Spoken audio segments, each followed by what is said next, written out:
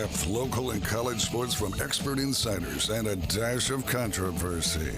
The day and age we live in with parents going crazy getting in fights, I don't see alcohol making that any better. Weekday mornings 7 to 9. 5 minutes can save your life. ESPN Northwest Florida. DraftKings is live in all 50 states. Yes, that means you, Florida. Win or go home. That's it. That's the World Cup knockout round. And DraftKings has you covered for every single match. The DraftKings app is now live in Florida. So whether you're catching the early kickoff before work or the late match at the bar, you're in every minute, every match, every moment, all in one app. Right here in Florida, the world's biggest stage in the palm of your hand. New DraftKings customers sign up with the code NWFlorida. Spend $5 to get 200 in total rewards over 21 days. That's code NWFlorida in partnership with DraftKings. The crown is yours. Event trading offered by DraftKings Predictions, a CFTC registered introducing broker. Trading involves risk of loss. Market availability varies. Eligibility restrictions apply. $50 every 7 days via click to claim, issued in non-withdrawable prediction dollars that expire in 1 year. Ends July 19. Terms dkng.co/predictions promo. Looking for the most romantic night out in Panama City? Ferrucci Ristorante is your destination for authentic Italian cuisine and unforgettable moments. The candlelight, the wine, the homemade pasta. It's like a little slice of Italy. From handcrafted sauces to centuries-old recipes, Ferrucci brings true Italian flavor to every plate. It's where love stories begin and anniversaries are celebrated. To reserve your table, call 850-913-9131. Ferrucci Ristorante, Panama City's most romantic escape. Get ready for our Star-Spangled Celebration at Tracy's Fine Jewelry and Gifts in beautiful downtown Panama City. Save 20 to 50% throughout the store on fine jewelry, diamonds, gifts, and more. Plus, now is the perfect time to start your Christmas shopping with only 20% down on layaways. Don't miss the savings, sparkle, and celebration at Tracy's Fine Jewelry and Gifts, putting a sparkle on Bay County, 638 Harrison Avenue, downtown Panama City. The possibility of lung cancer can be pretty scary, especially if you're one of approximately 8 million current or former smokers at high risk. That's why SaveByTheScan.org wants you to know that now there's a breakthrough low-dose CT scan that can detect lung cancer early, and it only takes 60 seconds. You stop smoking, now start screening. For an easy quiz to see if you're eligible, visit SaveByTheScan.org. It could save your life. SaveByTheScan.org is brought to you by the American Lung Association's Lung Force Initiative and the Ad Council. WGSX Lynn Haven, WVLQ Port St. John. ESPN Northwest Florida. Lights, camera, action. It's the Coach James Hale Show. Do you know who I am? Live and local inside the J. Michaels studio. People know me. ESPN Northwest Florida.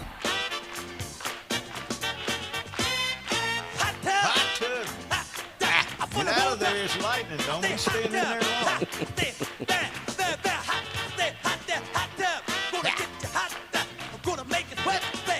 Hot tub. Yeah. Yeah. Yeah. Well. As you can tell, this is not Coach Hale's voice. It's lightning and raining outside. We don't know. He may be under. He's probably in Canada by now. But we got some things going on this week, and hopefully we'll be enjoyable for you guys today. And Ryan, how you doing today? I'm doing well. Obviously dodging lightning strikes on the way in, and true. I was out walking the dog this morning, and it started sprinkling. We try to make it to the house. We got a little wet, but you know what? At least I dried the dog off. I was a little wet myself, so probably stink, but I'm sorry. James, how's it going back there behind us? It's a nice and lovely morning out there now, isn't it, everybody? It is. I'm loving that rainstorm all the way in. Liquid sunshine, that's what you're going. So wait 30 minutes, it'll change, so hopefully. Let's get into something that's near and dear to my heart. Over this weekend, Bay High School lost a great legend and for the county. Coach Don Deaton passed away Saturday. legendary coach, man. I tell you what, 35 years of coaching in Bay County. Also, he built a reputation for Bay High School, brought it back to prominence from the earlier days. You know, I tell you what, he gave me my first opportunity to be a football coach in high school, and gave me a springboard through Bay High. I'll never forget that. From now on, I tell you what, Roy had a great man. I tell you, he was a very old school, kind of hardcore guy. You know, we're going to do it right, and we're going to do it now. And he made the athletes and the coaches around him a lot better. I know I grew really, really fast. I tell you, the things he has accomplished. You know, he was an assistant on the only state championship football team in Bay County. Then he took over as the head coach, I think about 10 years. I'm not 100% sure, but I went there in '85, and he gave me an opportunity. And I tell you what, you know, I learned a lot from him as far as coaching, weight room, game plans, you name it. He was in charge of it. He also was the athletic director who really brought Bay High sports. He started the girls track team, which was very successful, you know. And also, you don't find this anymore, shop teacher, you know, industrial arts, all kinds of things. So, you know, those are things we don't have anymore. We need to have those back, I think, in schools. But, you know, if you had been around Don, you know one thing, you either really liked him or you didn't like him, but you had to respect him because he did it the right way. He did it honestly, and I'll tell you what, nobody would outwork him. I know one thing, when I got my start, I was the 9th grade football coach, but I was the varsity kicking coach, and also I was the trainer. So if the JVs played on Thursday, I had to be there. Varsity played on Friday, I'd be there. 9th graders played it on Saturday, I was there, and we had meetings on Sunday. So, but I tell you what a great guy. I can't say enough good things. What a great family, you know. And Carol was also, she was, I think, kind of the athletic secretary, cheerleading coach, you know. And then you get Mark, and you got David, and you know, what a great wrestling family. David was a big baseball player, went to Southern Miss. You know, and so I can't, you know, say so many things. I could go on for an hour, but I really can't do that. But we'll find out when the arrangements are. Yeah. And you truly, what a great guy he was. I just can't say enough things about him. So, you know, he also, you know, he broke new ground, we said, with the girls track team. You know, his contributions to Bay County and Bay High School. He was inducted to the Hall of Fame, Bay High Sports Hall of Fame in 2021. A lot of his former players were there. I was even there. So, you know, what a great thing. And if you talk to his former players and you talk to former coaches like Jim Lawson and those guys, so, you know, there's not enough accolades to go about for Coach. And as Pops, as he was called by his grandkids and stuff. So, you know, just say a prayer for the family and everything, and find out if you want to go pay your respects. And I think you should. So what a great guy, and I'm proud to know that I got to coach with the legendary Don Deaton. Yeah, you know, and that's when things like this happen, and as we kind of get older, more and more people we know, you know, that pass on. And the initial thing is, you know, if you didn't know, like I didn't grow up here, obviously. So, you know, you read about the accomplishments and this, that, and the other. But what I've always found interesting, you know, as these things go on is, I know as a coach myself, and maybe this is a factor of age or whatever, but I always kind of bristled at this, you're so important to these kids and their lives and this, that, and the other, because to me it was a job, you know, that I was doing. And while it was important to me to teach people the right character things, because not only was that part of sport, but just in general, I just kind of, you know, shied away from that end of it. I thought that's, you know, parents' responsibility, it's family responsibility. I'm here to coach them in a sport, you know, whatever I can do, you know, like that. But when you get later on and you start maybe receiving awards or Hall of Fames or ultimately passing, and you start to hear so many of the athletes that were, you know, affected in a positive way by a coach in their life, that augments what they got from their family, or maybe supplants it in some situations where there wasn't a great family life. You do realize the importance of the position, probably more than, like I said, maybe someone like me wants to admit. I thought what I did was important, but I was a coach, that's it. No, there's more to it than that. Maybe more than you'll ever realize. A pick me up, or a lesson taught, or just a pat on the back when you're down or something, or let's get it going. When things that can absolutely change people's lives. So, I'm starting to see that with some things coming in on Coach Deaton, and it's just. It's just a reminder of the important role that coaches can play, and how they never, we talk about it all the time. We don't know that they're valued necessarily in Bay County the way they should, or in the state of Florida the way they should as compared to others. And this is a reminder of the impact they can have. Don was known all over Northwest Florida. What's really, you don't know how close you become connected with somebody until you find out something about them that you didn't know. Sure. I knew he played at Memphis, but I think he played at Memphis Central High School. Well, I was sitting in this den one day, and I happened to look over and see this football, and it had, I think it's Central 13, Lytton High School 7.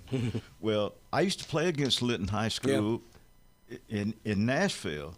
And so they came up and beat them in the playoffs. And I said, how do you know about Lytton? He said, I was a quarterback and we beat them. And so, and then to be the quarterback, then it was Memphis State is a great accomplishment in itself. Yeah. But, it's just things that how close you are to somebody that you didn't know that, I think I went to that game, but I was like in junior high school.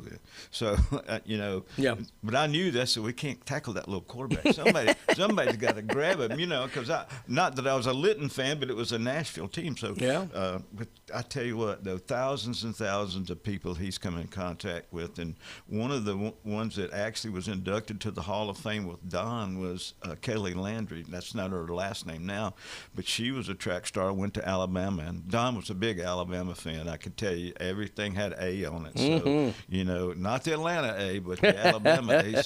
And Kelly Landry now she's an athletic director at a major Division I university. Wow. So, but he was there, her coach, and she, hugged his neck. She's, when she was inducted. So, what great things to say about him. And I if you have something you want to talk about during the show today, just call us 850-215-6290. We'd be glad to talk to you. We have at 7:15. We're going to have Coach Borthwick of South Walton, his son.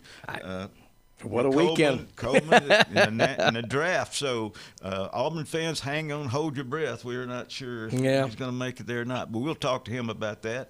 And there's also a new bat policy coming out for high school. So if you play third base or pitcher, you might want to make sure you get on with get the hockey knee pads out, because what's going to happen is that baby's coming down the line. So, but not to take away from Coach Deaton, I just want to make sure if you get out there and you call and no, something. And I've made the point to you a million times that as AD, you're a fireman, right? Like that. So as hard as it is to have been a football coach and all like that, the fact that this man was an athletic director too, and just all that entails, mucho respect. It is. It's hard too. And one of the things that happens too is people don't realize is you're busy coaching and prepping other people's kids. Sometimes that takes away from your family. Yeah. But to be able to balance all that. And you have to have a very understanding wife if you're a head coach at anything. So, especially AD part too. So once he stepped down as the head coach and became the AD, or he was both at the same time, man, oh man, what a great thing. Let's take this phone call right here real quick before we have to take a commercial break. All right, I'll make it short then, Eugenio. But why is it Isaac Glidden is closed and your high school still open? They closed West, Pearl, Bellevue, Cone, Fieldwood. We don't have enough time to go into that, but kudos to Coach Deaton. He's the kind of guy that could affect people's lives. Well, he probably played in the Civitan Bowl or the Tobacco Bowl if he's older than you are, because we didn't have playoffs until 1970, if you'll remember. Well, it may have been. You were in the NAM. Well, Well, anyway, I saw Isaac Glidden play in the Clinic Bowl, I think, one time. But it's always NBA versus somebody from the East Side. Anyway, I'm going to tell a quick story, doing anonymously. Coaches can affect young people's lives. We had a star basketball player at the school I won't name that I attended. I may have named one of them. And he got caught violating state law in another county at an event. Well, the school determined they couldn't punish him. So they turned it over to the coach.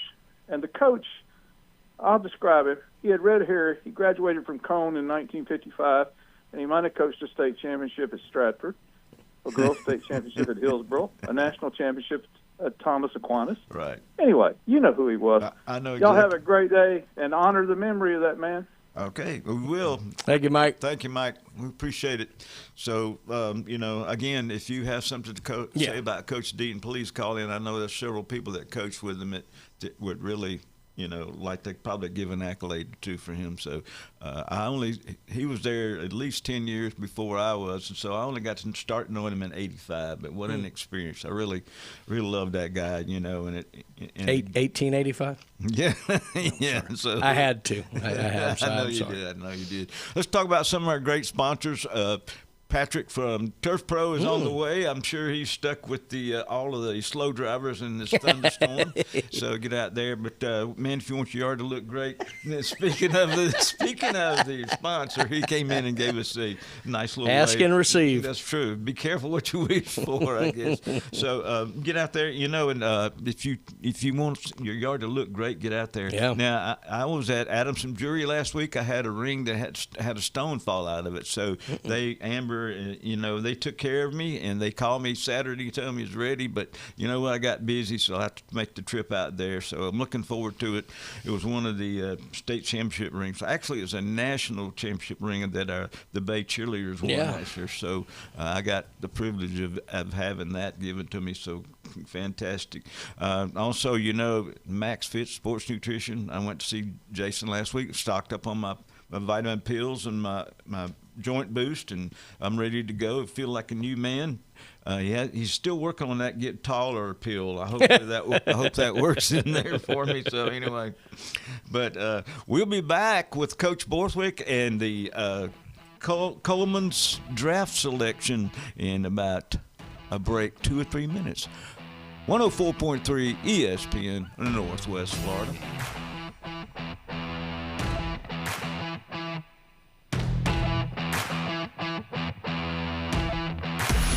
Lock it in and rip the knob off. 104.3 ESPN Northwest Florida has turned up the power. I'm getting it off, she's caught, Captain. From Port St. Joe to Panama City to Fort Walton Beach, the biggest sports signal in the Panhandle. If I push it any harder, the whole thing will blow. 104.3 ESPN Northwest Florida. Good morning. This is Anna on ESPN Northwest Florida with your forecast on this Monday. Likely thunderstorms and light rain this afternoon. An evening with a strong breeze around 20 miles per hour out of the west-southwest. And look for the high to be 85. Tonight, there will be very light rain and definite thunderstorms with the temperature reaching 79. Definite thunderstorms much of the day, but with some clouds in the evening tomorrow with the high of 87. This weather is brought to you by Earthworks of Northwest Florida. Thank you for tuning in to ESPN Northwest Florida. Rely on it. Your biggest investment is your home. Protect it while also improving its appearance with Earthworks of Northwest Florida. We have sand, mulch, gravel, or lay down decorative stone, all available for pickup and delivery. Discover your dream landscape with Earthworks of Northwest Florida. Imagine the moment you proudly pull up to your home that you've worked so hard for, enhanced by quality mulch, decorative stones, and more. Let's make it happen today. Request a quote online at earthworkspc.com or swing by the office at 2005 Industrial Drive. Love the land you live on. KLA Builders is a general contractor based in Panama City Beach, specializing in home remodeling, renovations, and custom projects. KLA Builders offers services like kitchen and bathroom remodels, deck construction, and full home renovations. With a focus on craftsmanship and personalized service for residential projects, KLA Builders is turning client visions into reality. For a free estimate, call KLA Builders, 850-960-5115. That's 850-960-5115. Now, it's time for your Atlanta Braves morning update. Presented by Tidal Wave Auto Spa. Get clean car happy at any of the 250-plus Tidal Wave Auto Spa locations today. The Braves topped the Cardinals in Game 3 of their series in Busch 4-3. This is your Braves Radio Network morning update. Tidal Wave Auto Spa is the official car wash of the Atlanta Braves and your go-to car wash destination all season long. Visit TidalWaveAutoSpa.com to find a location nearest you. It was a good way to head into the break for the Atlanta Braves, struggling a bit, dropping 5 of 7 before Sunday, but Atlanta gutted out a 4-3 victory. Really, everybody contributed to this one. 7 pitchers in all. J.R. Ritchie, the pitching star, going 4 1/3, 1 hit, an earned run, a couple of walks, and a couple of strikeouts. Only gave up that 1 hit on pitch number 61. Raisel Iglesias saved number 19 in a scoreless 9th inning. The win actually went to Tyler Kinley, who's now 5-3. As for the bats, Brewer Hicklin, what a great story his. 11th Major League game. First career extra base hit, first career RBI. He was 2 for 4 with a run driven in. We also had the game-winning run in the 9th inning. A little nubber, but Mauricio Dubon, his lone hit of the game, able to beat it out in the end for the win as the Braves victorious 4-3.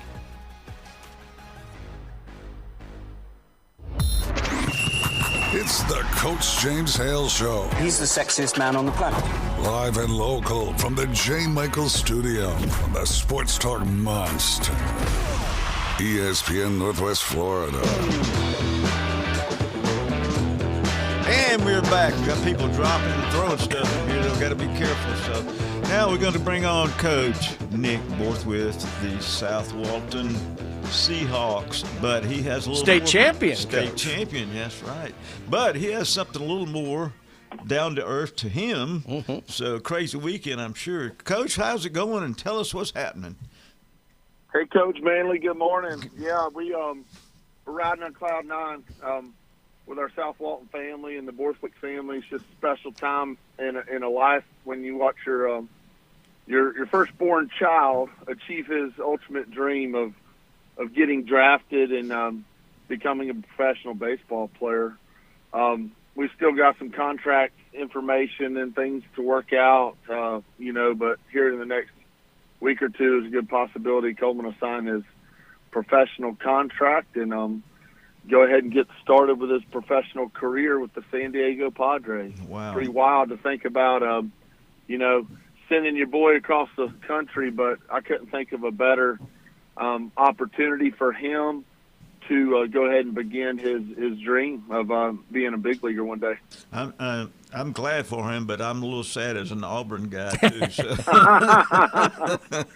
So. Yeah, I'm pretty sure Butch Thompson, staff up there, a little disappointed. They were excited, and I want to say something about Auburn real quick. We love that school and that coaching staff. Those are great men. It's a great program, and I think we lost him. I'm here. Oh, okay, I good. think, Okay. I think Coach Hale I is think, muting you. Go ahead.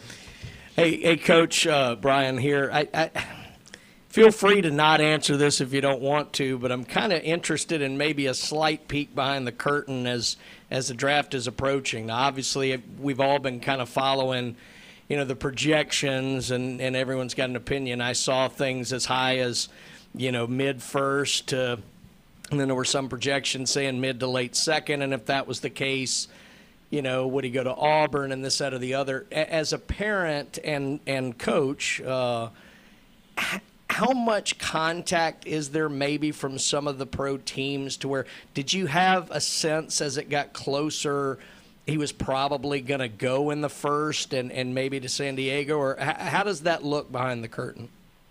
Great question. I got a lot of insight on that. The biggest risk in the draft, according to the teams and their front offices and their scouting department, is a high school right-handed pitcher. Yeah. For whatever reason, they've had so many high school right-handed pitchers struggle. Mm-hmm. And so you don't see many right-handed pitchers, especially high school, up at the very top of the boards. There's been one high school righty in the last 5 years drafted up in the top 10, and that was Seth Hernandez last right. year. Coleman Borthwick is the second high school righty to get the deal he got in the last 5 years. So really, he's in a really special category as far as the value that they put on him. Mm-hmm. We'll see, how far out it takes them to work out all the contract details. But it's pretty special to see that they put that much value on him, and that's what they think about him. But to answer your question, we had several teams that were very interested. We spent more time with the Padres than any other team. They were just at just about every one of his starts throughout the high school season. They either had the area scout or a cross-checker or the scouting director. They flew in the general manager, A.J. Preller, the night Coleman beat Swanee over there in the regional final. They flew in A.J., who is their big decision maker. Chris Kemp was here several times. So they were sending in their front office staff throughout the entire season. I was trying to tell my parents, my players, I was like, every time we play, there's going to be big-time scouts and brass there. But anyway, the Padres were all over them. It was a great line of communication throughout. They acted like they were very interested the entire time, so it wasn't like there was any hidden information. Now, some of the teams that popped up late, kind of like on the day of the draft, the communication picks up within, basically that morning, the day before, a little bit of communication. But we knew Coleman was kind of mid-late first, according to everybody, unless somebody took a flyer on him. But the Padres held true to form, and they came through big time. But if the Padres hadn't selected them or we hadn't agreed verbally to the signing bonus, Coleman agreed. The Cubs were interested. I think the Chicago Cubs are very interested at 22. The Atlanta Braves were in the mix at 26. And then the Royals were in the mix at 30. And then the Blue Jays. The Blue Jays were very interested in possibly two-way him. But,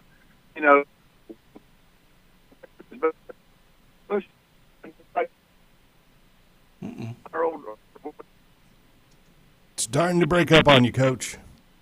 We couldn't be more happy with his opportunity with San Diego Padres upcoming. So we're thrilled about that. Outstanding. Hey, Coach, as awesome as that whole end experience is, what was it like when you found out, what would have been a sophomore or maybe his junior year, that he was really getting scouted by the big leagues? Just exciting. What I thought was so amazing is every night he pitched, there was a buzz. Anytime we played, there was an exciting environment. But when Coleman stepped on the mound, there was an extra sense of excitement in the crowd. And you start bringing in scouts front and center, and everybody's looking over, and every pitch he throws, they got a radar gun up. It just creates another buzz. It's like, man, this is a big deal. Like, these guys, they're spending a lot of money to come watch these kids play. And, it just, as you realize that he's really going to get that attention, it's exciting. But I tell you, another level is like when they start sending in not just area scouts, but you start sending in cross-checkers to confirm what they're seeing, and then front office people, you really understand, like, they're serious about draft. What kind of pressure did that put on Coleman, if any? What's so amazing about Coleman is the bigger the crowd, the bigger the stakes, the attention. He loved the spotlight. Like, I absolutely have never seen any kid that is better under pressure than Coleman. Like, he wants that ball in that moment in front of his crowd, his fans, with his team on his back. He did it so many times in his high school career. He did it for Team USA in Japan. Wow. You want to talk about pressure. There's pressure pitching for your high school team and trying to win a playoff game, but I don't think people understand the pressure when you're pitching for Team USA in the World Championship game, pitching for Team USA against Japan, in Japan, in front of 18,000 people. You want to talk about performance pressure? He embraced that every time. So a high school baseball game here and a playoff game here was exciting, but he had been in that moment already throughout his career so many times with the pressure of the team winning on his back. And he handled that like a champion, and I hope he continues to do that as a professional. Yeah, Coach, we got a text from Coach Hale. He said we made him famous, so we need 10%. Coach coming in Did for that money. Did you make Coleman famous or Coach Borthwick famous? Both of you. No, hey, one thing about I saw where something's coming out, the bat drop weight is in 2028. Yeah. How is that going to? I know what's going to affect. I'm glad I'm not playing third base, but tell me what people don't know what that is, but tell them what it's going to affect to high school. Okay, so for the last 27 years or so, bats have had to be a -3 drop. So that means that if you swing a 33-inch bat, the weight couldn't be more than minus 30. It'd be a 33-30 or a 34-31. Now they are proposing bat weights to be all the way up to a drop 6. Whoa.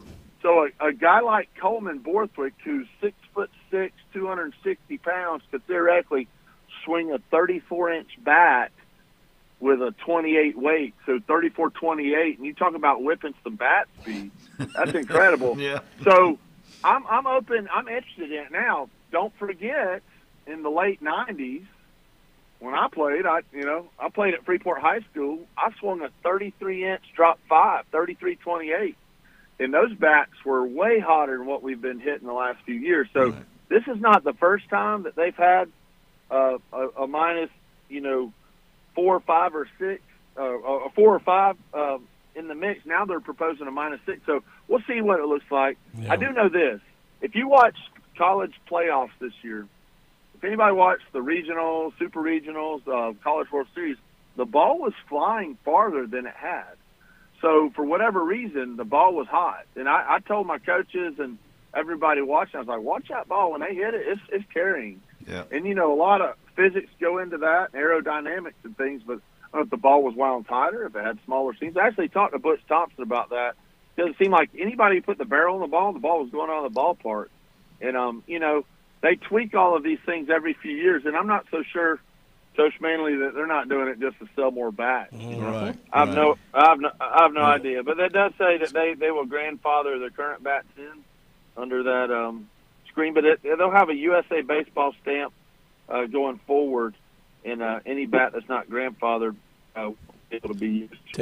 Tell you, it's going to be hard to get insurance on a third baseman, that's for sure. I know it. I told him he had to put on the hockey pads, for the goalie back there. So, Coach, hot corner. Yes, sir, buddy, for a reason. We appreciate you, Coach. We got to take a break, and man, good luck in the future. Congratulations. So, and so, are you going to get a new boat or what? What's happening there? He's going to get a plane. I tell you what, I got PTSD from the last boat I had. I just sold it like a couple months ago. I don't know if I'm ready to jump down that rabbit hole right now, but I'm still driving my 2004 Chevrolet truck. I don't plan on getting anything else because I like this truck it's paid for. So now we're proud of Coleman. He's got a bright future, and he's got a lot of great things going for him. I appreciate y'all's support. Well, Thank you very much. You got great parents too. That's what I'm talking about. Yeah. Thank y'all. Y'all have a great day. All right. Just hop I-10 West. That's right. We'll be right back. 104.3 ESPN, Panama City. We'll do some commercials when we come back.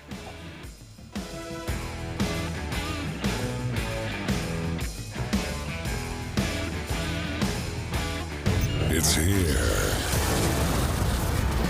The 104.3 ESPN Northwest Florida app version 2.0. Now featuring ultra high fidelity.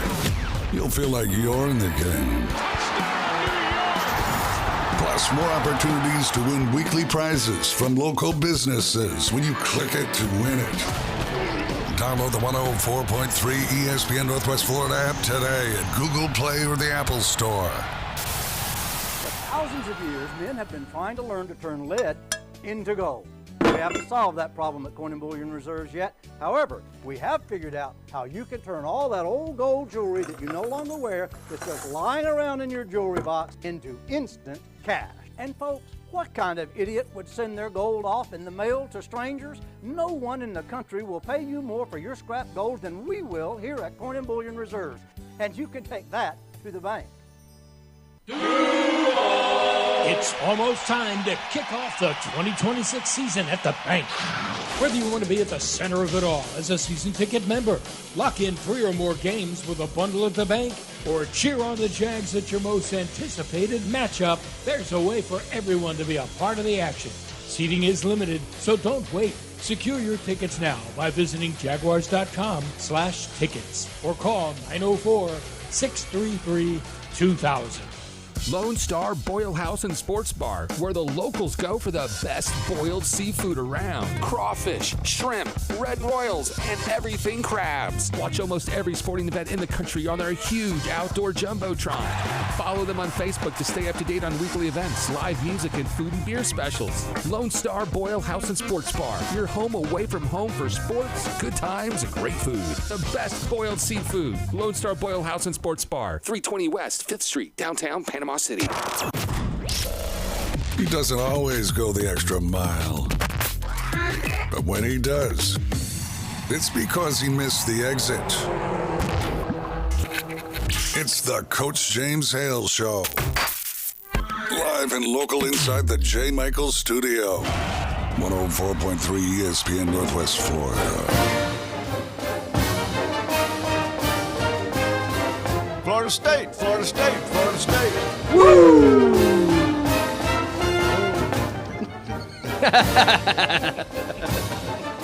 Hey, we're talking baseball here. We're good. Well, let's that's do just it. because you're a baseball guy. Well, that's right. Yeah, that's true. All right. We got some news here. For Coach Deaton's Celebration of Life service will be Saturday, July 18th at Kent Forest Lawn. And be sure to visitations from 1 to 2, and the celebration will start at 2 o'clock Central Standard Time. So if you have a chance to go by and say hi to the family, Carol and everybody, Saturday at 1 o'clock, Kent Forest Lawn is the visitation, 1 to 2. So thank you, Coach Bukowski from Bay High, who's carrying on that tradition to take care of people. Really appreciate it. So FSU, we were going to talk a little bit about baseball, and then the next segment we'll get into that draft. Yeah, absolutely. So, well, I want to start out with also baseball. So they had 5 people in their program drafted in the first 3 rounds. So that ties a program record for that. Mm-hmm. So, of course, the first one we had is now not necessarily how they were picked in order, but the first name they mentioned, Wes Mendez, ACC Pitcher of the Year, went 57th to the Astros, and that's the first time the Astros has taken a FSU player since 1991. And so then Miles Bailey, even with his injury to his leg, was picked 75th by the Cubs.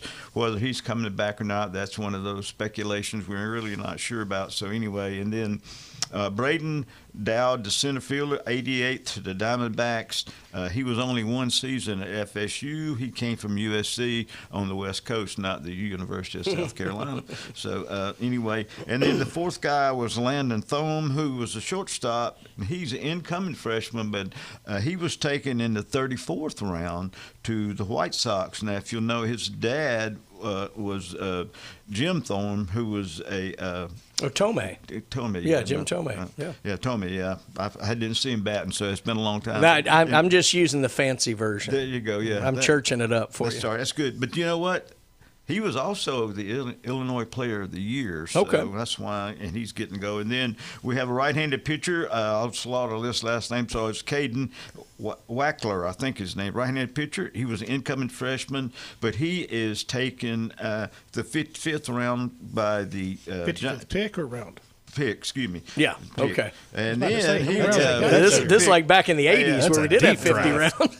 The 55th pick, but he was from Tampa Jesuit, so I'm not sure they will show up. Hopefully they will. I would say generally, if the teams are going to pick you up in the top 70, 80, they've got a real good sense you're going to sign. Otherwise, with the communication now, and a lot of the prospects now, you saw it a lot toward the end of day 1 in the draft. I don't know if you watched it close. They make it clear, hey, I'm going to Mississippi State. Hey, I'm going to Auburn. And so that, one of the guys we'll talk about later, Denton Lord, also from South Walton, he kind of made it clear after day 1, look, I'm going to go to Mississippi State. He was a top 100 prospect. He ended up getting drafted in the 17th round, but we'll get into that a little bit later. But I'd be surprised if someone got taken in the top 60 picks and they weren't really pretty solid they were going to go on and sign that deal. Because otherwise, I think that'd be a wasted pick. Or am I wrong on that, do you think? Well, in today's world, with NIL money, and then you look at some of the organizations, I can see where a guy above 50th pick, not below it, can say, hey, I'm going to get $1 million, $1.5 million pitching at such and such college. Yeah. The organization, I'm a right-hander, I'm a left-hander. They got a lot of left-handers, or a lot of the guys that my specialty in my arm. Yeah. And then it becomes a business decision where in the past, without NIL, he's going to the pros somewhere. Yeah. I guess what I'm saying is, and look, you never know until it's signed. We've talked about what the word commitment means nowadays.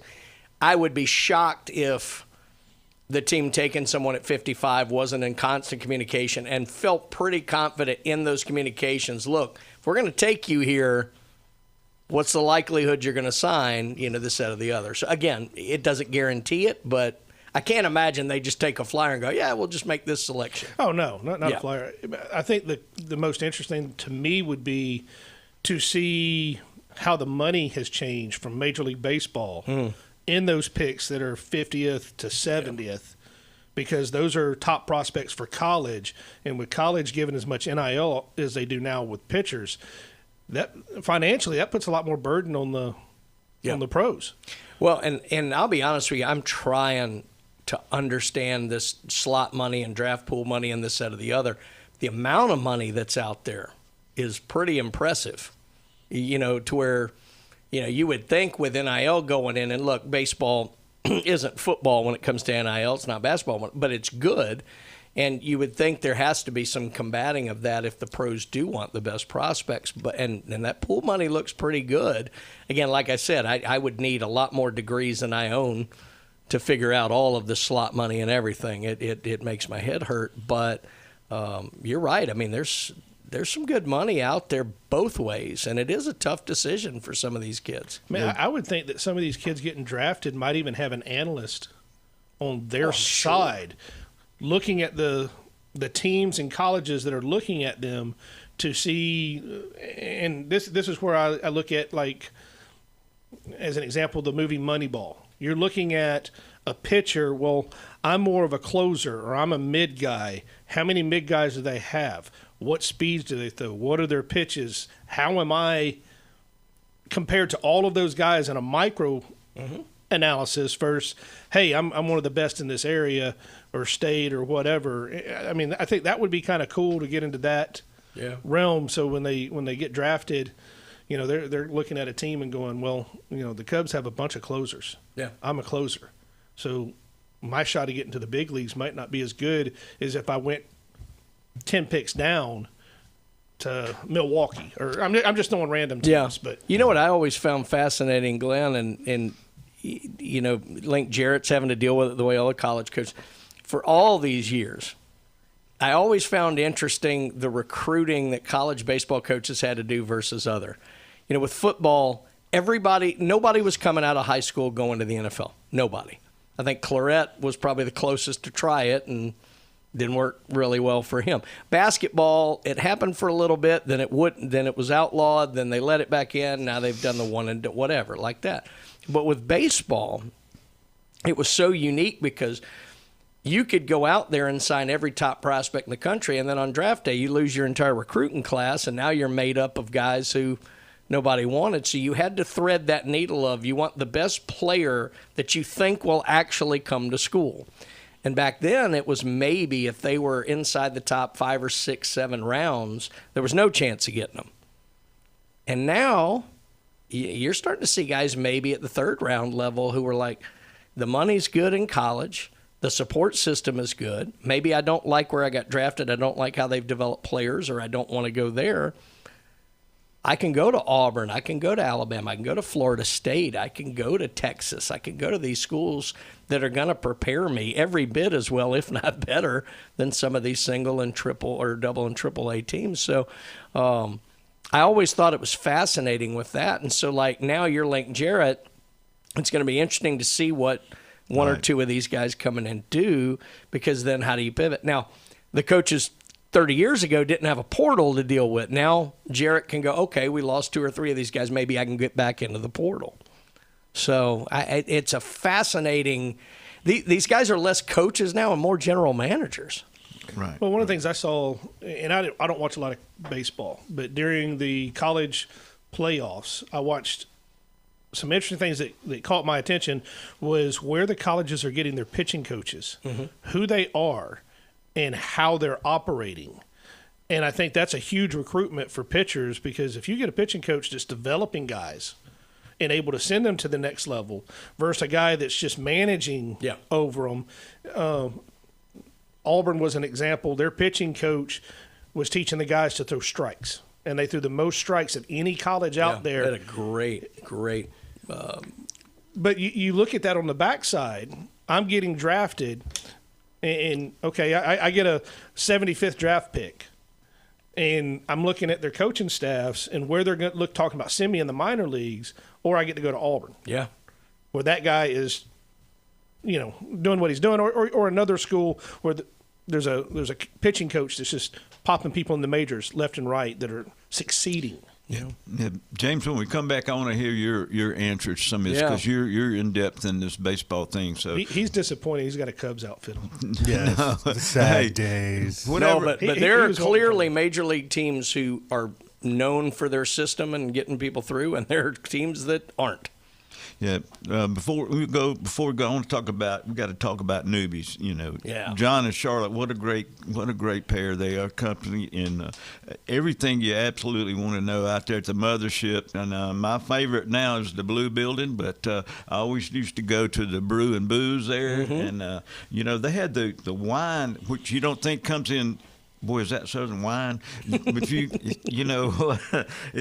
they have it in these keg-looking things, but it's great. Like you just opened a brand new bottle, So it's fantastic. I feel fancy when I do that, because usually if I drink wine, it's in a box. Yeah, or it has a screw-off cap. No, says Boone's Farm on it. I was about to say they make something other than that. Yeah, Annie Green Springs is pretty good out there too. But what a great thing! Live entertainment. The best you want to see out there. Charlotte always has great entertainment and great things for you to do. Get out there and support them too. And then there's the Peppers on the beach. We finally got one on the beach. Love it. Is it great to be out there? So the one on 77, we went there this weekend. Fantastic. We went there for happy hour and they threw me out because he said he wanted to be happy, so I couldn't do it anyway. But Patrick, before we go, tell us a little bit about Turf Pro before we take off. Well, we do household pest control is our main thing that we're pushing right now. We can get out there, get the bugs out of your house. We're getting some calls on some spiders, roaches, palmetto bugs. Yes, you can keep them, kill them, get rid of them. We're seeing a lot of fleas and ticks this year. That is a major thing. That's because of the heat, right? Well, no. I think it was more because of the rain earlier this year in the springtime. There is a couple diseases that are being passed by the ticks right now. There's always the Lyme disease. And our fire ant control is a 1-year guarantee. Call us at 850-890-5820. Look us up on Turf Pro PC on Facebook. All right, we'll be right back. 104.3 ESPN Northwest Florida. I have a little more ESPN, then we get back into the topic.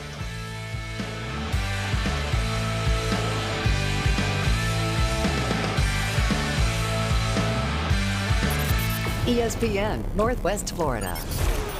The Sports Blitz. Who's the employee here? Is it the football player? Yeah. Is this a free country? Yeah. Oh, wow. You see the pattern here? You think the fans should be running this? Because that's what Saban thinks. He thinks it's the fans that are driving the sport. These are employees now, Paul. They're all getting paid. This is a free country. The Sports Blitz. Live and local, weekdays, 4 to 6. ESPN Northwest Florida. Good morning. This is Anna on ESPN Northwest Florida with your forecast on this Monday. Likely thunderstorms and light rain this afternoon. An evening with a strong breeze around 20 miles per hour out of the west-southwest. and look for the high to be 85. Tonight, there will be very light rain and definite thunderstorms with the temperature reaching 79. Definite thunderstorms much of the day, but with some clouds in the evening tomorrow with the high of 87. This weather is brought to you by Earthworks of Northwest Florida. Thank you for tuning in to ESPN Northwest Florida. Rely on it. When it comes to building smart and roofing right, TK Vandy's is the name you can trust. They're your go-to for general contracting, design build solutions, and top quality roofing. From concept to completion, they deliver excellence on time and on budget. Whether it's a custom build or a complex renovation, they've got you covered, literally. Call TK Vandy today and build something better together. TK Vandy, built with purpose, roofed with pride. Your goals matter, and at Anytime Fitness Panama City, they're ready to help you crush them. With expert coaching, personal training, and virtual workouts through the Anytime Fitness app, you'll have all the support you need inside the club and beyond. Limited time only. Join today for just $1 down and start your fitness journey now. Don't wait. Visit 107 West 23rd Street, Suite W8, or call 850-818-8184. Anytime Fitness. Let's make healthy happen. From the Vortex Springs to the Bear Paw Canoe Trail, from Shell Island to 30A, we're your home for live sports. Now back to the Coach James Hale Show inside the J. Michaels Studio. ESPN Northwest Florida. And we are back on 104.3 ESPN Northwest Florida. I saw the sign that said reset, so I stood up and sat back down, so I'm ready to go now. So, listen, it's warm. It's not warm today, but as warm as it's been, and we had the heat advisory. Make sure if you have something that looks kind of funny, Brian, and all that good stuff, and it itches or turns different color, that could be anything. But make sure you said looks funny, and then you pointing in my face. I mean, that's kind of mean. So go out there and see Dr. Ward. 7 great locations, now 8 locations. Mm-hmm. So, but take care of you. You know, skin cancer is nothing to be put off about it. Catch it early. It's not a big issue. That's right. That's 100% right. And that's the best thing about it is that he does have so many great area locations that if you're listening to us now, there's an office near you, and that early detection is the best way to prevent it. Absolutely. They took one off of my hand too, and it's on my right hand, right there where your hand goes over the golf club. And they asked me, how many times you put something on that hand? Never. I do it now, so I guarantee you. So anyway, why don't you real quick about a little FSU thing? They rated FSU Top Chat. There's a guy named Josh Urish. He rated the top quarterbacks they're going to face this year. So the number one guy seems to be Darian Minshaw out of Miami, who was actually at Duke. Oh, yeah, the new quarterback. Quarterback. And then some of these I'm not really familiar with, but NC State, C.J. Bailey, they said he's like the number 2 guy. SMU, the Kevin Jennings is the number 3 guy. He's good. And then number 4, Alabama, Keelan Russell. So and then we'll see. Pitts, Mason Heinschel. He's I think he was a freshman last year. Yes. Yeah, I don't know. He was the one that lit them up last year. Yeah, and see, we can't do that. Why can we did not? A lot of them. Why don't we? Yeah, we ran into a lot of those. Why don't we bite the bullet and do that instead of jumping out there and spending all kinds of some of money? that has to do with the offensive scheme. Right. It does. And our defensive scheme. They have Fair enough. Fair enough. And then number 6, Louisville's Lincoln Kineholtz, Clemson's Chris Vazina. I hope I said it right. I'm not huge on him, but yeah. No, I'm not sure about him either, but then you go down to Central Arkansas, New Mexico State. I don't know if it makes a difference there, but we'll sure find out. James, I want to get you real quick on your view on this draft thing, and we were talking about earlier. So with the Major League Baseball draft, especially now, if you're drafted first 2 rounds, the teams are definitely very interested in you. You've had conversations.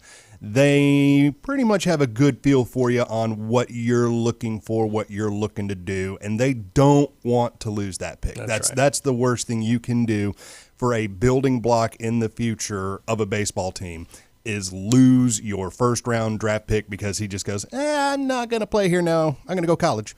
So you're going to see that money be pretty good.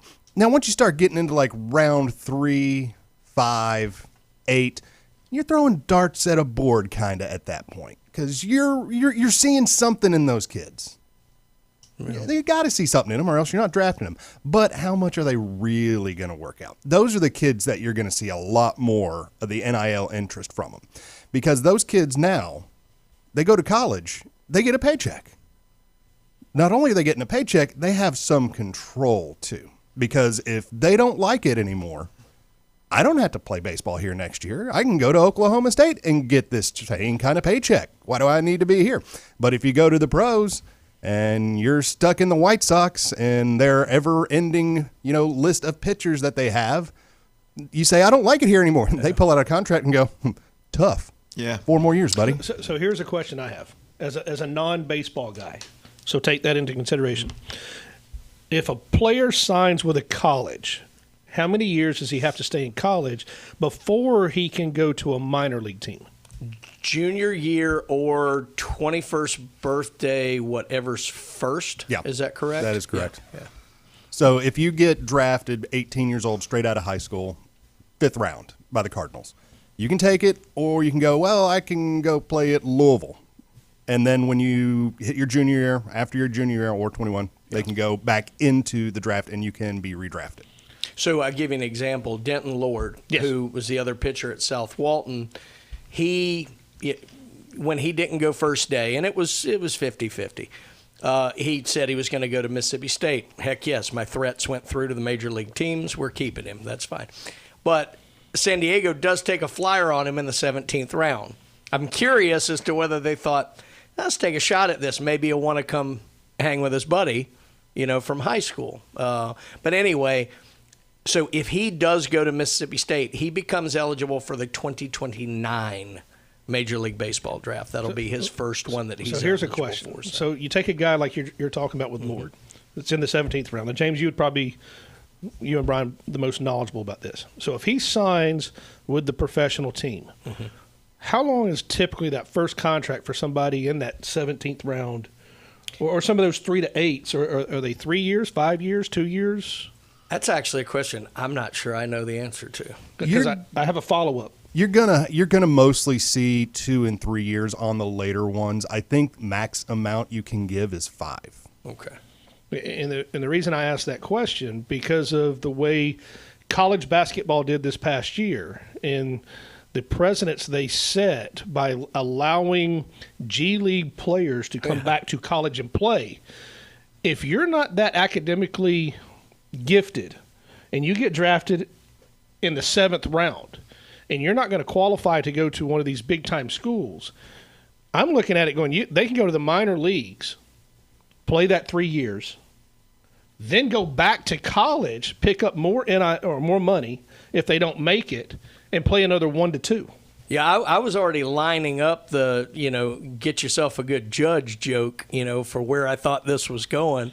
That's interesting. The other thing I want to ask James, because he probably knows this better than me, I wonder, you do look, it's a huge system and it changes all the time. So if you're a pitcher and you're looking at the Dodgers and, they've got 87 pitchers in front of you, I'm sure that factors. The other thing I wonder if these guys factor, especially let's say your 3rd to 7th round picks, do they look at the team and go, this team has a history of a great farm system that produces talent and develops talent, i.e. the Brewers, or heck, the Dodgers. The problem is Dodgers, they bottleneck. Yeah, they don't have anywhere to go, bottleneck. but their system's great. The way the Yankees were in the 90s, things like that.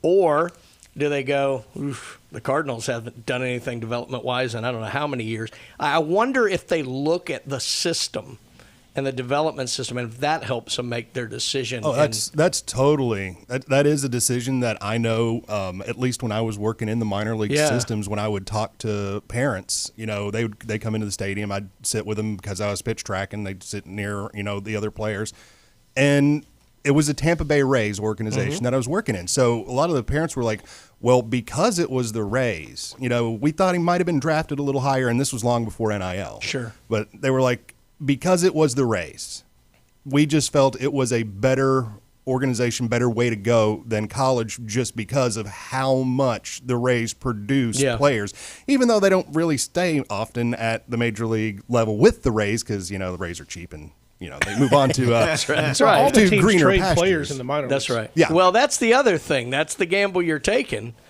Is you could go. For me, I love what the Brewers do in their system. You go into the Brewers system thinking this is great. I'm going to get developed by the best system that's out there, and then they trade you.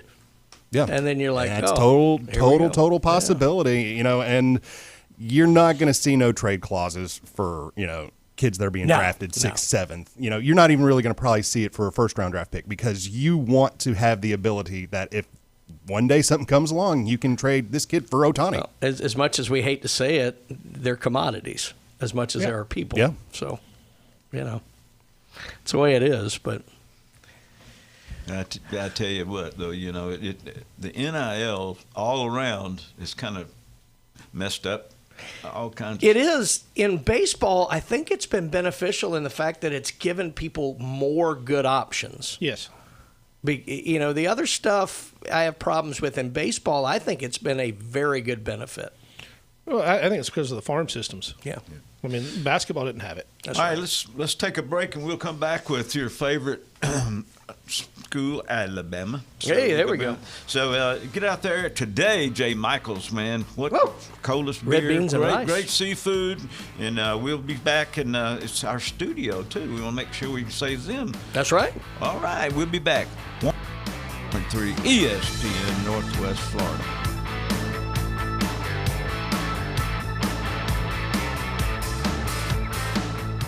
It's the PCB Hobby Takeover with Todd.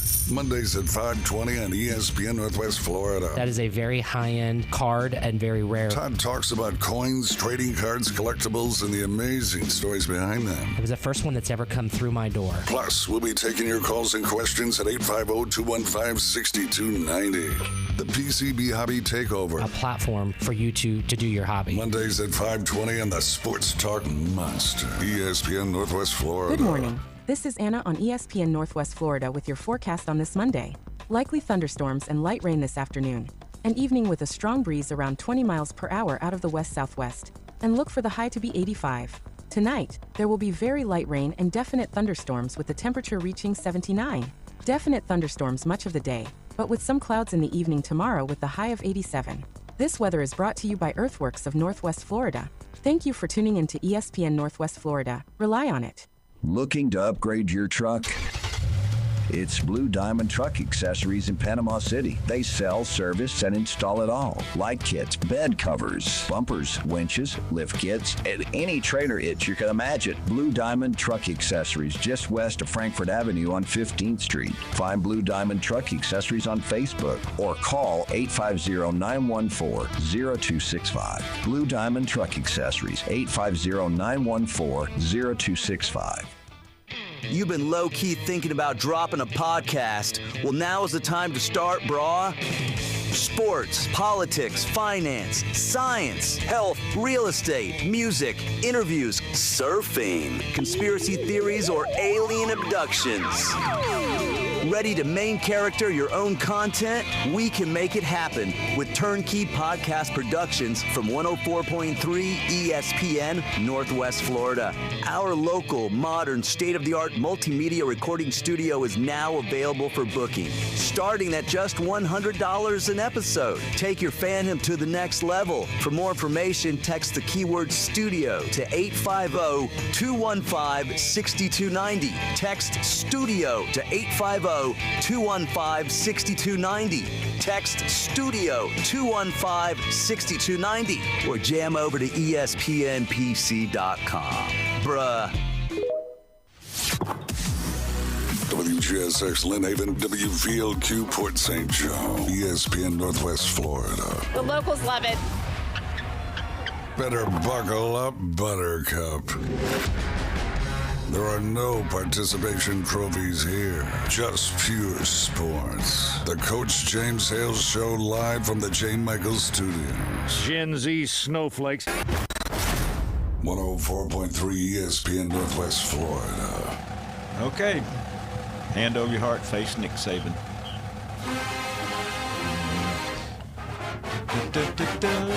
Roll Tide. No, let me hear it, because it's been a long time since I've heard this song. I didn't hear it any in the Indiana game. At the beginning.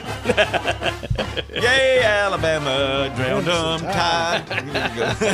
That's all I know, folks. Roll Tide. Now we're going to have a 15-minute of silence in remembrance of their greatness.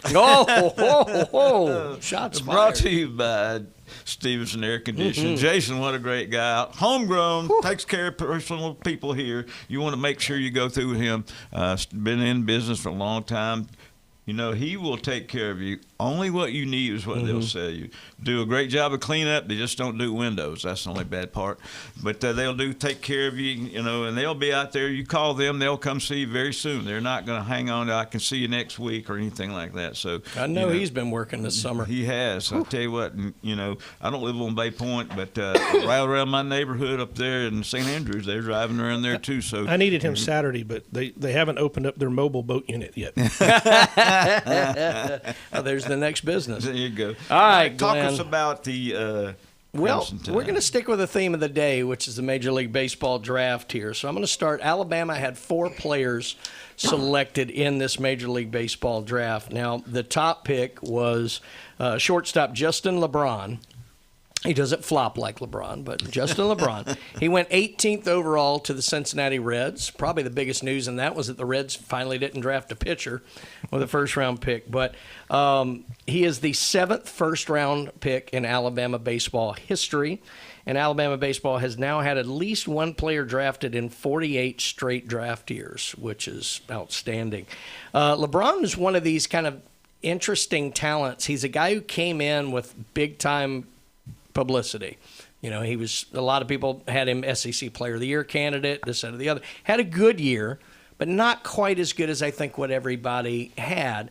And so it was kind of vacillating. He could be top 5, top 7 pick, or he could drop into the 20s. He ended up going 18 to the Reds. I always kind of like when a guy drops a little bit because I think they come in with an edge and something to prove right away. And so I think that'll be good for LeBron. I like the Reds. I thought they were going to be a little bit better this year than they have been, but I think it's a good system to get into. So nice pickup there. And then Alabama had 3 more players selected. These were all on day 2. Tyler Fay went 169 to the Pittsburgh Pirates. That was in the 6th round. Zane Adams went 171, so just 2 picks later, to the Baltimore Orioles, also in the 6th round. And Brady Neal went 242, also to the Cincinnati Reds. So, and that was in the 8th round. So Alabama with 4 players that go in the top 8 rounds. Starting to see why they had the year that they had. The one that got me in the draft, and I'm going to deviate slightly from the Alabama update, is I was watching it, and I swear every 5th pick, there was a pitcher from Ole Miss that got drafted on the first day. You start to realize, yeah, they did. I mean, because they didn't really play all that great through most of the regular season, turned it on late. They had to have had 7 pitchers drafted. That's unbelievable to think about that collection of talent in college. But, you know, hey, and they didn't win. So, surprising. Let me get into this. Let's have a little bit of fun here, Glenn. Right. So I'm going to bring up, Saturdays Down South ran this, the top 25 Alabama football players of all time. Now, this is tough because you got 4 Heisman Trophy winners. You got all the historical names. Do you count their college? Do you count their NFL? This one's going to be interesting. So we'll whiz through them at first, and then we'll kind of take our time with them a little bit at the end. At number 25, one of my favorite cult players of all time, the Deuce, David Palmer. Wide receiver / kick returner. Hearing Eli say the deuce is loose still gives me chills. Number 24, Antonio Langham. Fantastic DB. Saved Roy Kramer's job, if you'll believe him, by intercepting Shane Matthews in the SEC championship game. Number 23, Chris Samuels, offensive tackle. Number 22, Glenn, this is back in your day, Harry Gilmer. 1944 to 47. So I had to. Number 21, Cornelius Bennett, linebacker in the 80s. Yeah. Number 20, the best center in my mind in football history, Dwight Stevenson, late 70s at Alabama. Number 19, how about Julio Jones? You think your team's got a history when he's number 19? Number 18, how about this one? Ozzie Newsome, tight end. Yes. 17, probably a little higher than I'd have him, but he was a great player. Minka Fitzpatrick, safety. Good player, but I'm not sure I'd have him that thing. This will make Coach Hale happy. Number 16, linebacker Woodrow Lowe, old Woody Lowe. Yeah. Very good. Number 15, how about we just throw Broadway Joe in at number 15, Joe Namath. At number 14, Heisman Trophy winner, Mark Ingram. Now, he wasn't the closest Heisman vote ever, but you're Alabama's first Heisman Trophy winner. I thought you might be higher, but let's see. At number 13, defensive end, Jonathan Allen. Another great player, good NFL career. He was really the last of those true, like, bull rushers. Maybe him and maybe Quinnen Williams in that group. At number 12, Amari Cooper, wide receiver, 2012 to 2014, was fantastic in college. Hasn't really maybe had the pro career I think a lot of us thought he might have, but, man, he was something else. And at number 11, I think he just signed one of the richest defensive deals in history, Will Anderson, linebacker for the, edge linebacker, whatever you want to call it, for the Houston Texans. So that's a pretty darn impressive list so far. We're not even into the top 10. Wow. So here we go, guys. I want y'all's thoughts on these as we go forward. Thinking about who we've already covered. At number 10, Sean Alexander. Running back, 96 to 99, NFL MVP. Think that's about right. Should he be above Ingram? It's tough. He was great. Yeah. He was good. I mean, Ingram's still with the Heisman. It's the Heisman. Yeah. But, yeah. But Sean Alexander, during that time period, it was a run-the-ball kind of heavy time period, and he did that well. All right. So we're okay. We're okay with that. At number 9, it's a guy who I don't like, but I can't deny how great he was at Alabama. A.J. McCarron, 2-time national champion quarterback. Not my favorite, but can't deny his efficiency and what he did on the field there for Alabama. So we okay with that one? Yep. Yeah. All right. Yeah. At number 8, probably a little bit higher than I would have thought just by the circumstances, but in the hearts of Alabama fans, he's up there. Jalen Hurts, quarterback. You know, being replaced at halftime in the national championship game is tough. I don't know if you're top 10, but then coming back the next year, staying and bailing them out in the SEC championship game, that's why he'll never have to buy a drink in Tuscaloosa ever again. So, I don't know. I don't know if he's top 10 to me. I mean, he's top 25 most def, but Agree. I mean 10. That's tough. Maybe. All right. At number 7. Our second Heisman Trophy winner so far on this list. Had about as good a year as I've ever seen at Alabama. Devontae Smith, wide receiver, 17 to 20. As good as he was in 20, I think what everybody's truly going to remember him for is the back end of 2nd and 26. Yes, yeah. Catching that. There were 6 true freshmen on the field during that play, by the way, to win the national championship. That was unbelievable. I'm okay with that. The guy who's ahead of him, it's hard because of the positions they play, but I'm not sure it's wrong because I don't think this guy gets enough credit. At number 6, Barrett Jones. Probably higher. Yeah, he was fantastic. And not just because he pushed A.J. in the national championship game, and that was the hardest hit Alabama took the whole game. But Barrett Jones was, I thought, very underappreciated at Alabama. He was the anchor of that line that was just immovable. He was one of the smartest From what I football remember, players. he had the highest rate out per game of any offensive lineman in Alabama history. And that's amazing because when we go to number 5, we may be talking about one of the 2 or 3 best offensive linemen in the history of football, and that's John Hanna. Oh, absolutely. Yeah. Unbelievable. He could be argued as the best college offensive lineman and pro offensive lineman. I'm not sure. I mean, you have other guys. You have, Orlando Pace is in there. Anthony Munoz is in there. You have guys in that conversation, but John Hanna's certainly in it. I have no problem with him being at 5. I have no problem with Barrett Jones being in there at 6. All right, we're at the final 4, guys. At number 4, our third Heisman Trophy winner on the list, Bryce Young, quarterback, 2020 to 2022.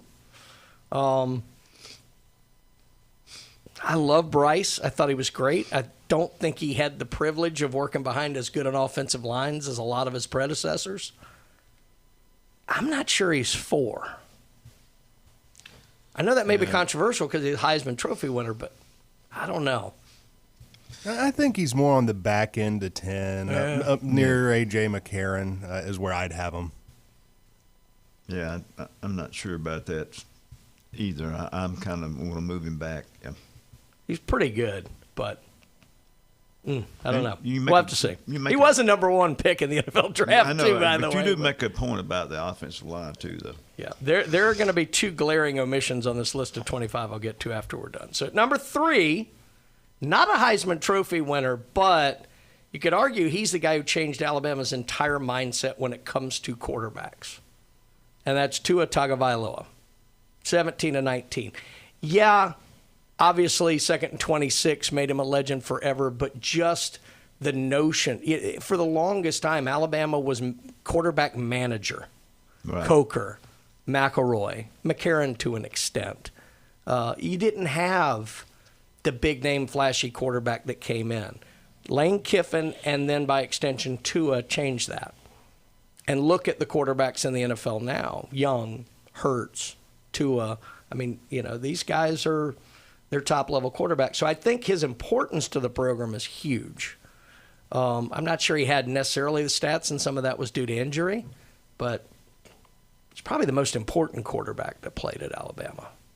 I think it was the start of the era where the ball was going to be in the air more. Yeah. At number 2, the final Heisman Trophy winner, also war number 2, Derrick Henry. Got no problem with this. No. I think he's one of the best running backs I've ever seen. I put him in the class with Herschel and Bo. Yep. I think he's up there. And at number 1, this is going to seem a little bit controversial to those who aren't old enough to remember.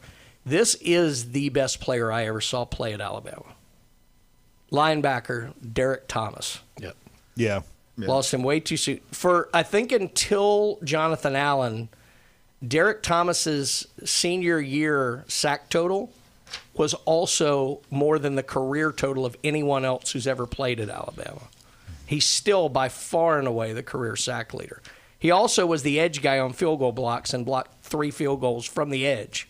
So he was fantastic.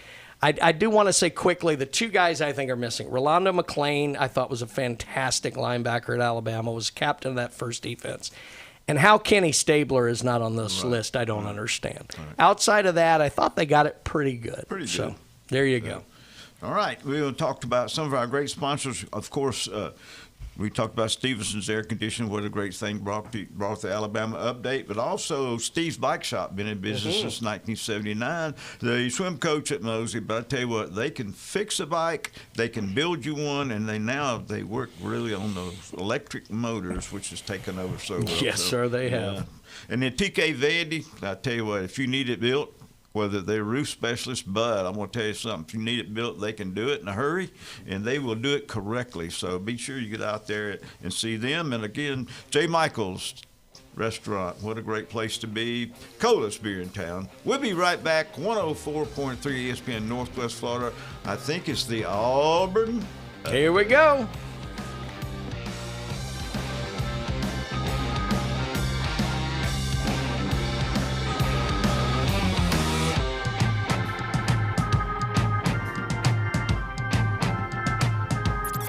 ESPN Northwest Florida. The Sports Blitz. Are you a clearance rack guy? Absolutely. Are you kidding me? I love it. Bone Crusher, you a clearance guy? Yeah, I'll do the clearance, but I'm not going into the thrift store to buy clothes because someone probably died in there. Yeah, that's true. The Sports Blitz. Live and local, weekdays 4 to 6. ESPN Northwest Florida. Good morning. This is Anna on ESPN Northwest Florida with your forecast on this Monday. Likely thunderstorms and light rain this afternoon. An evening with a strong breeze around 20 miles per hour out of the west-southwest. And look for the high to be 85. Tonight, there will be very light rain and definite thunderstorms with the temperature reaching 79. Definite thunderstorms much of the day, but with some clouds in the evening tomorrow with the high of 87. This weather is brought to you by Earthworks of Northwest Florida. Thank you for tuning in to ESPN Northwest Florida. Rely on it.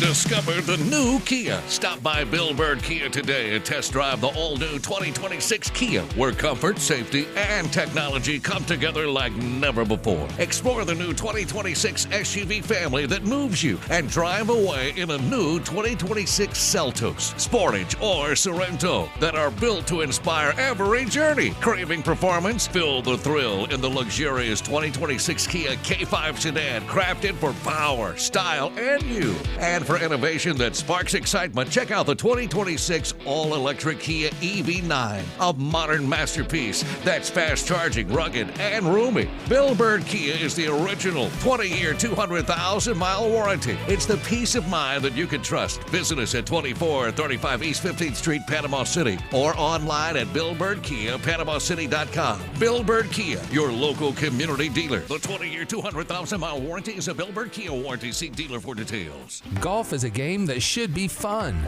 but to have the most fun, you need to play your best.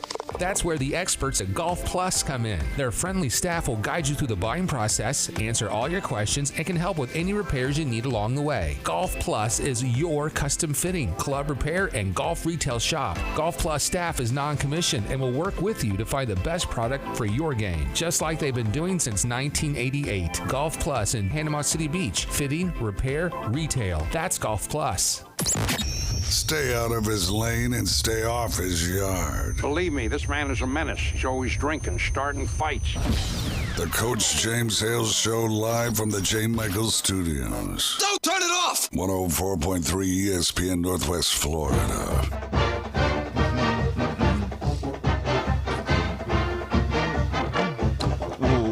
Eagle march down the field, ever to conquer, never to yield. Hey, hey, hey, war ego. Hey, give him. I love that song 364 days a year. There's one, I can't stand it. Well, 104.3 ESPN Northwest Florida, we are back. Auburn Update brought to you by Beef O'Brady's out in Lynn Haven. Tell you what, the key word there is Lynn Haven. Lynn Haven. Lynn Haven. Get out there and see them. I tell you what, great, great food. I tell you what, wings, the onion rings and the wings. I can't get away from enough of those. But treat you like family. Oh. Pat does a great job out Great there. staff. So, and he supports a lot of local schools too. So you got to get out there and enjoy that. Then you just kind of cruise on down to Addison Jewelry, see Russ, Amber, and get out there. So I'm gonna have to go out there today and pick up some jewelry. So, There you go. yeah. All right. What about Auburn? What we got going? Well, again, let's continue the theme of the day, and let's talk about who Auburn had selected in the Major League Baseball draft. So we just talked about FSU, I think, had 5. Alabama had 4. There you go, Glenn. FSU beating Alabama again. Yeah, that's an omen. Auburn had 7 players drafted in the Major League Baseball We don't draft. play them. Not quite as high as Justin LeBron, but Chris Rembert would have been Auburn's top pick. He went 51st overall in the second round to the Pittsburgh Pirates. This is Auburn's 52nd straight year getting a player drafted in the Major League Draft. That is tied for the SEC lead, and unfortunately I can't remember who they're tied with, but Auburn's on top. That's what we're doing.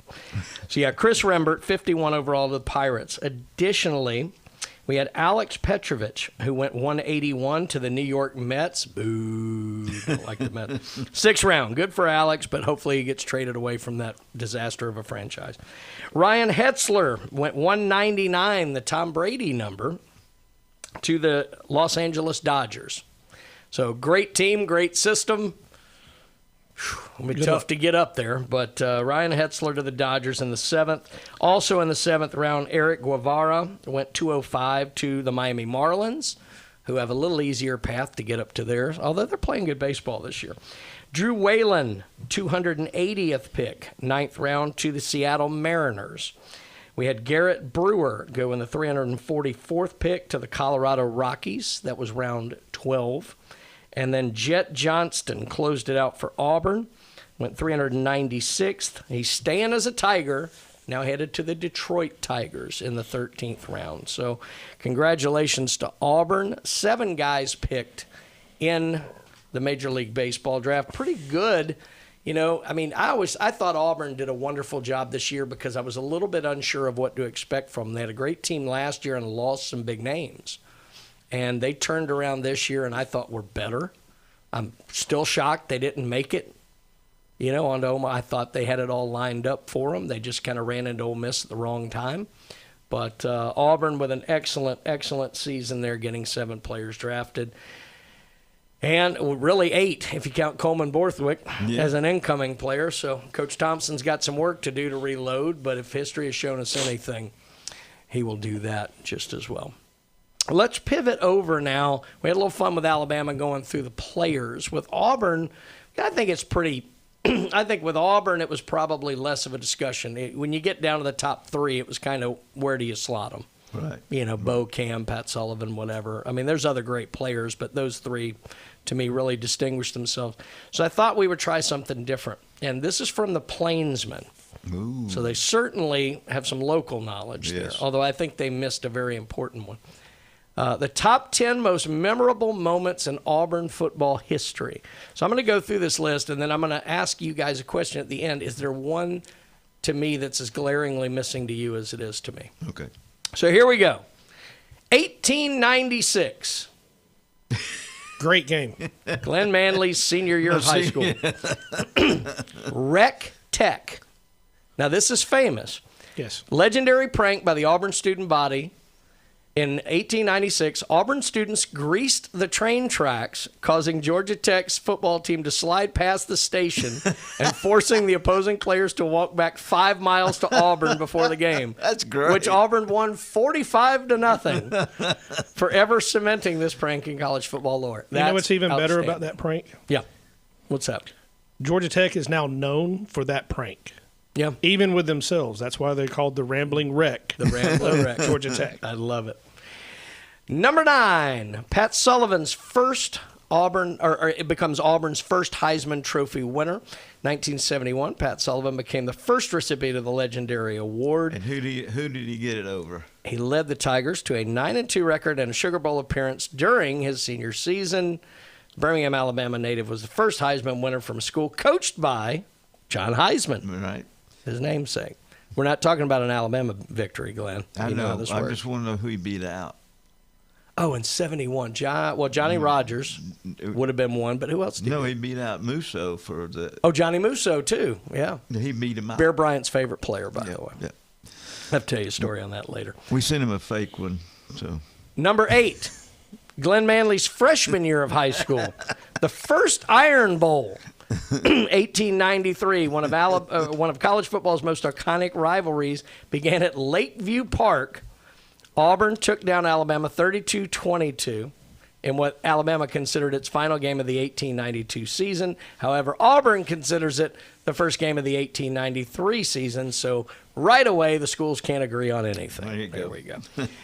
All right, number 7, War Eagle is invented in a 10-0 win over Georgia.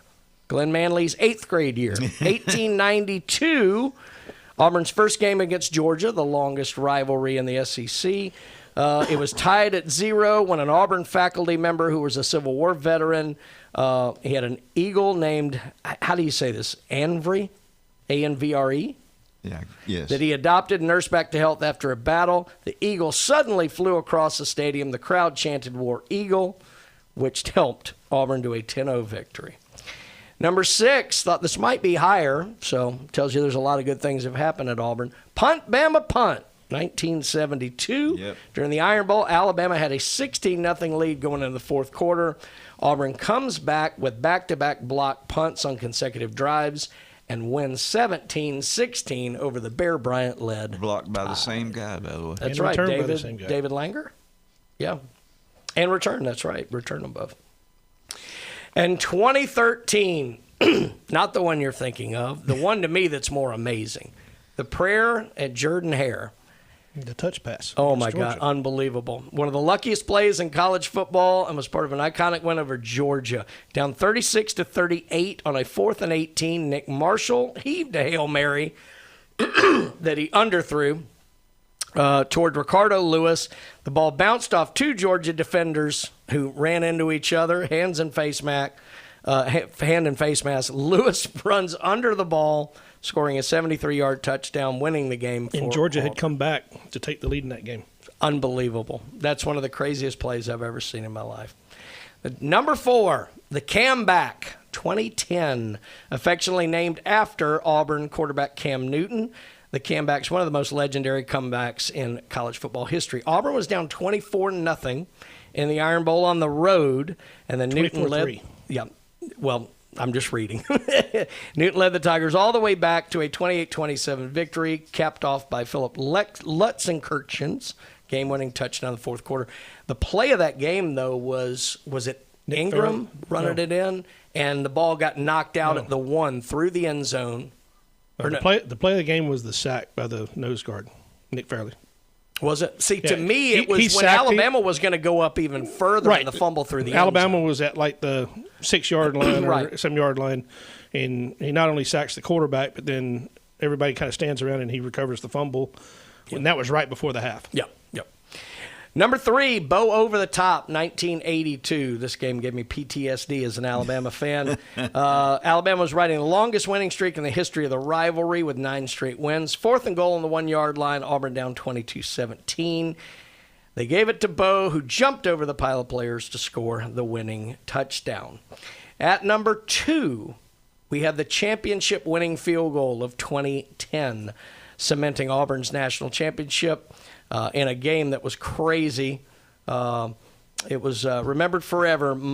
Impossible run by Michael Dyer set the whole thing up, and then kicker Wes Byram drilled a 19-yard field goal to capture the 2010 national championship over Oregon. And then at number 1, no surprise, the play that I will never watch again as long as I live, the kick 6, tied at 28. Nick Saban lobbies for 1 second on the clock and forever regrets it because the field goal comes up short. Chris Davis goes 109 yards and sends the Auburn crowd into a frenzy. So that are the top 10 moments. To me, there's a glaring omission here.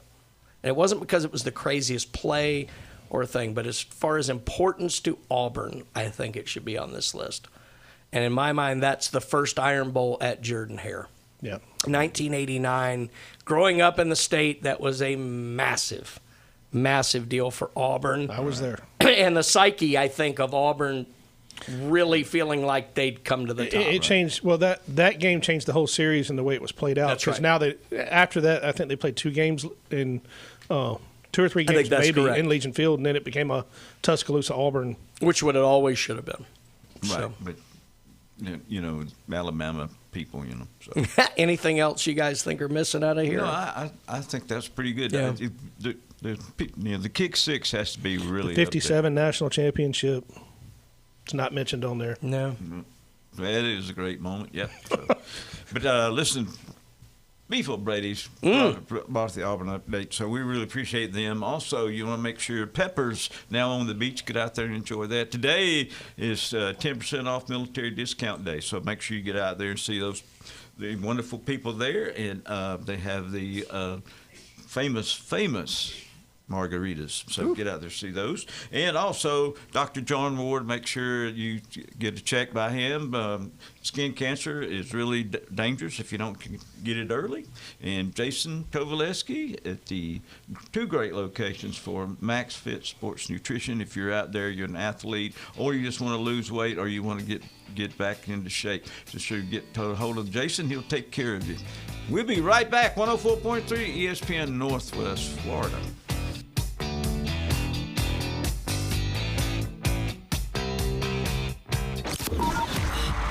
You've read the headlines. You've seen the highlights. Highway robbery! But how about the unfiltered truth? Steroid era, you can like it, love it, hate it, whatever. It saved baseball. Since 2017, 104.3 ESPN Northwest Florida has been the undisputed leader for sports coverage on the Panhandle. If it matters in sports, it matters to us, and it matters to you. 104.3 ESPN Northwest Florida. Take the hassle out of pool ownership with Tropical Spas and Pools. Their weekly pool cleaning service covers it all. Water testing, chemicals, brushing, vacuuming, and a full equipment checkup, so you can just relax and enjoy. Ready to upgrade your backyard? They specialize in hot tub spas from entry-level to executive models, starting at $6,599. Plus, above-ground pools like an 18-foot round starting at just $4,295. Visit Tropical Spas and Pools, 3612 West 23rd Street in Panama City.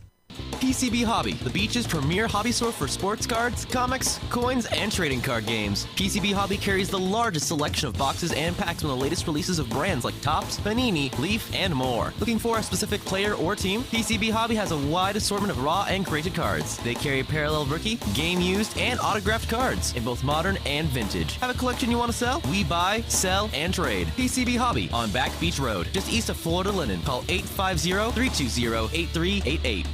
Ready to play? Welcome to DuPlay, your premier indoor destination for family fitness and total fun. DuPlay is designed for fun, movement, and skill building for all ages. Kids can explore our active playgrounds, while athletes and teams can utilize our turf fields, indoor soccer, batting cages, full basketball, and volleyball courts. With open play, training space, and structured activities, it's all inclusive at the new DuPlay in Panama City. Take a look now at DuPlayOnline.com. That's DuPlayOnline.com. He's a beacon of light to many and an inspiration to all. The Coach James Hale Show. Pro gun, pro flag, and pro Pisha.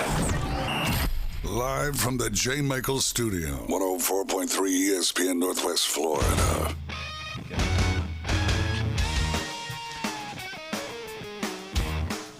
Oh, did it. We're back. Substitute teacher in charge. No dead air. We got music going on. There you go. That's right. So let me hear some country music sometime, will you? 104.3 ESPN Northwest Florida. We're back. Coach Hale is not here. Maybe. Thank God. No, I'm just kidding. He should be back. We don't know when, though. It depends on what the weather's going to be, I guess. Yeah. So, that's anyway. crazy. Oh, by the way, let me just say this one more time. The Celebration Life for Coach Don Deaton will be at Kent Forest Lawn Saturday. From 1 to 2 is visitation, and at 2 o'clock the Celebration of Life will begin. So be sure and get out there if you have any connection with him, because I'm sure the family would appreciate it. And if you have something you want to talk about from Coach Deaton, call us 850-215-6290. We would appreciate it. What do you got for us now, Brian? Well, so I was looking at this, and they've released kind of, again, these are the experts, and I use that with air quotes, here, but I do think it's an interesting discussion to have. The strength of schedule rankings are kind of out. And I've got the top 20 here, and there's no surprise. They're all made up of either SEC or Big Ten schools. And look, the SEC was already difficult. Now you're going to 9 conference games. You're basically guaranteeing it. So I'm going to go through this list, and I'm going to see if we kind of agree in general, or what do we think on the macro end of this stuff. So surprisingly, at number 20, for the first time, because there have been a couple years they've had easy schedules. Last year they did not, I didn't think. University of Georgia, at number 20 nationally, has the easiest SEC strength of schedule. All 16 SEC teams are listed in the top 20 as hardest strength of schedule. So Georgia comes in at number 20. So there you go, Kirby. Well done. Here's the thing, though. Doesn't the commissioner set some of these things up the way they've twisted? You got to have 9 games and everything. Well, they got that commission together to do it because you have to rotate everybody through and everything that they went through. I'm a little more surprised in the sense that Georgia Tech has gotten better. Mm-hmm. And so they keep Georgia Tech as a non-conference. Now, I don't know. They could play Little Sisters of the Poor A&M for all I know outside of that. But they actually have a decent non-conference game in there. So they switched to this 9 game because of money. Right. And I think they're going to end up in, I'll say the next 3 to 4 years, they will eliminate the 9th game. Interesting. You think they'll go back to 8? I think what's going to end up happening is you're going to have SEC teams missing the playoff unless they go to this 24-team thing because of that extra loss. Interesting. So, similar to what Kirby said when he talked about it and they announced it. I would like to see them go back to 8 only because I want my Week 0 bowl plan to go into effect. There you go. And I want there to be some great non-conference games that you make a whole selection show out of. And anyway, I would love to see that. At number 19, USC, the Trojans out of the Big Ten. All right, fair enough. Yeah. At number 18, Vanderbilt. Well, I get that. Yeah, I definitely get that. Good for them because they've lost get a little bit of a Pavia, so there you go. But at number 17, Northwestern. I think anybody they play would outrank them. So That's yeah, kind of fair like right now. It's kind of like the Vanderbilt of the. There you go. The GPA school, absolutely. At number 16, Michigan, who might be looking for a new athletic director. We can talk about that maybe in the next segment. I can't believe they've kept the one they've had for as long as they have. But, especially with the last couple of things. Oh, my gosh. So anyway, we'll get to that. At number 15, finally, politics has worked, and we got us a good, easy schedule. The University of Alabama Crimson Tide. When you go into each game for Alabama, you got the dadgum bullseye on your back. So I'm not sure. Yeah, there's such a thing as an easy schedule. I think looking at it, their schedule, the front end, the back end, other than Auburn, and look, their non-conference is pretty weak this year. Mm-hmm. That being said, they have a 4-game stretch in the middle that's pretty rough. But overall, I think that's right. At number 14, University of Tennessee. I wish they were number 1 just for spite. But, that's just me. I've got a problem with a hatred for Tennessee. But no, I think that's about right. Number 13, hoping they get things back on the winning ways, Auburn University. So, not bad. Not bad, but they're still in the easy end of the SEC. That's right. at 13th nationally. If you can consider that's that. Right. Yeah. At number 12, Missouri, or as I call them, Misery. Yeah. I don't think you having that coach discussion last week. Drinkwitz does not get enough credit for what he's done there. And he made the switch a couple years ago to give up play calling. Yeah. And he's had to do it a bunch of different ways with a bunch of different type of players, and they're always competitive. Right. At number 11, welcome Lane Kiffin to LSU. You get the number 11 schedule. Top 10, we have, by the way, 9 SEC schools left in the top 10. Cool. University of South Carolina. Now, this is interesting because as good as I think he's done, Beamer is definitely on the hot seat this year with their fan base. I think it's a little bit ridiculous because I'm not sure there's many coaches who have done more with less than he has in the last 5 years.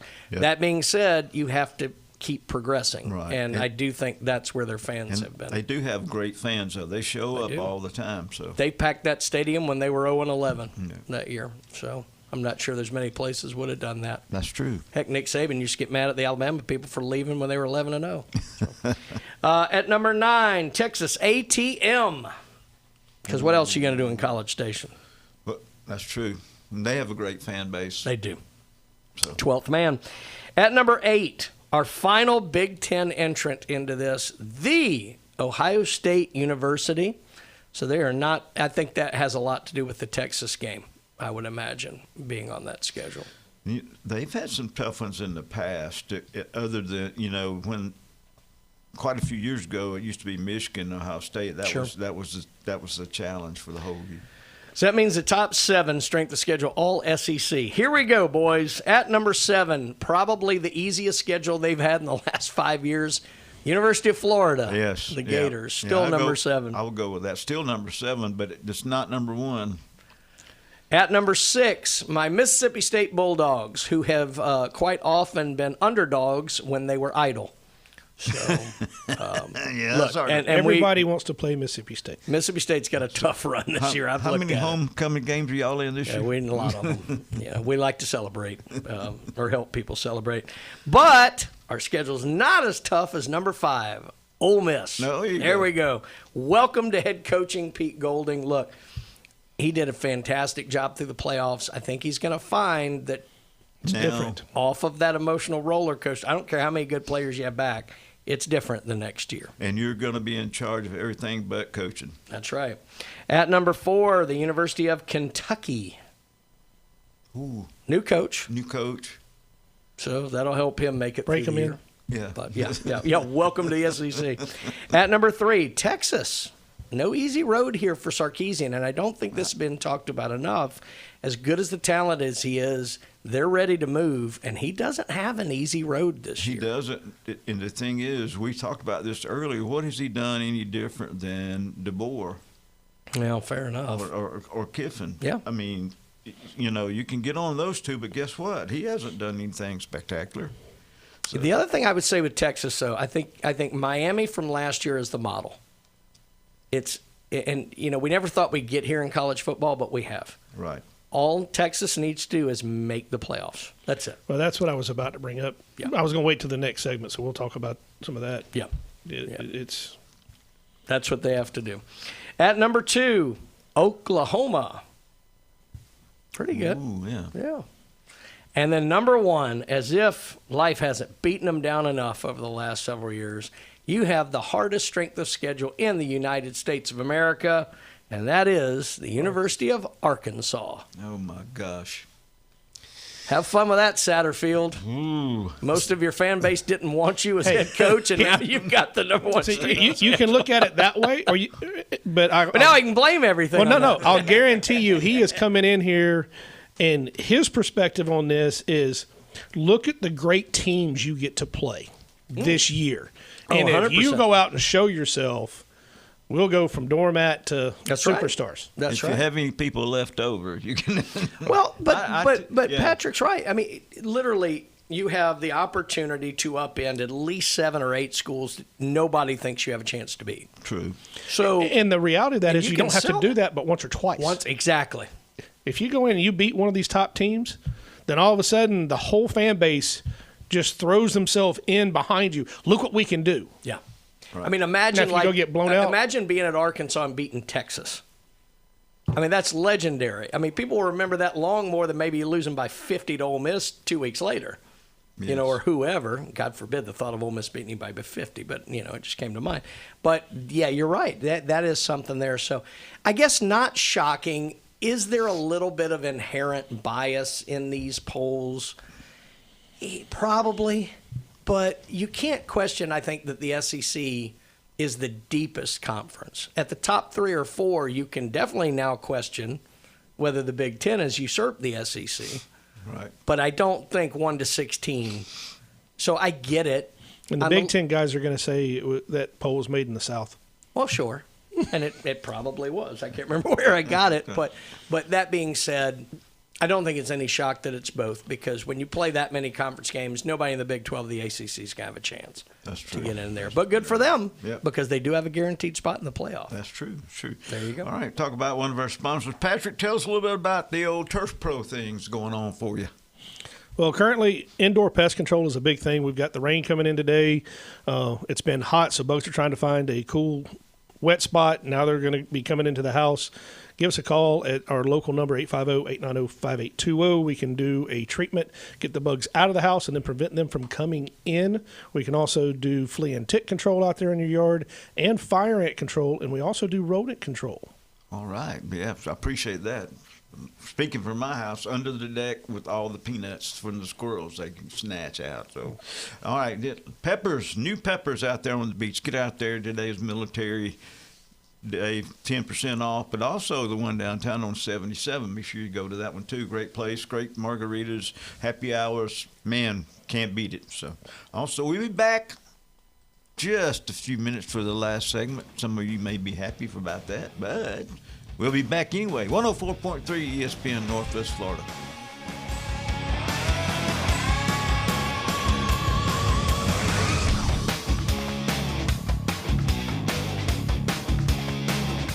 The new app from 104.3 ESPN Northwest Florida is designed specifically for sports fanatics like you. The sports content you demand is always on. Live stream our national and local sports talk anywhere you go. Reach us on all social media. You can also be a part of the show. Call and text into our studios. Plus, up-to-the-minute weather and traffic maps. The new app from 104.3 ESPN Northwest Florida is available at the Apple Store and Google Play. Good morning. This is Anna on ESPN Northwest Florida with your forecast on this Monday. Likely thunderstorms and light rain this afternoon. An evening with a strong breeze around 20 miles per hour out of the west-southwest. And look for the high to be 85. Tonight, there will be very light rain and definite thunderstorms with the temperature reaching 79. Definite thunderstorms much of the day, but with some clouds in the evening tomorrow with the high of 87. This weather is brought to you by Earthworks of Northwest Florida. Thank you for tuning in to ESPN Northwest Florida. Rely on it. Looking for the ultimate Panama City beach adventure? Experience the difference with PCB Prestige private dolphin and snorkel trips. Skip the crowded tour boats and enjoy a completely private, customized experience aboard our comfortable luxury boat. Watch wild dolphins in their natural habitat, snorkel the crystal clear waters around Shell Island, and create unforgettable memories. Book your adventure now. Visit PCBprestige.com. That's PCBprestige.com. That boot store can help you dress in style, from casual Western wear for a night out with family and friends to a special meeting that requires a fashion touch with Western flair. From boots to hats, belts to shirts to jeans, and a lot more for the smallest of the largest in name brand Western attire, including Carhartt work clothes. Shop that boot store for the whole family. Open Tuesday through Thursday 9 to 5, Friday and Saturday 9 to 5:30. Next to Bill Bird Kia, 15th Street, Panama City, where God is good all the time. If your neighbor, employer, or grandmother were traumatized by comments made on the Coach James Hale Show, one thing people aren't saying a whole lot about, and I'll probably get in trouble, but just wanted to take this moment to say, get bent.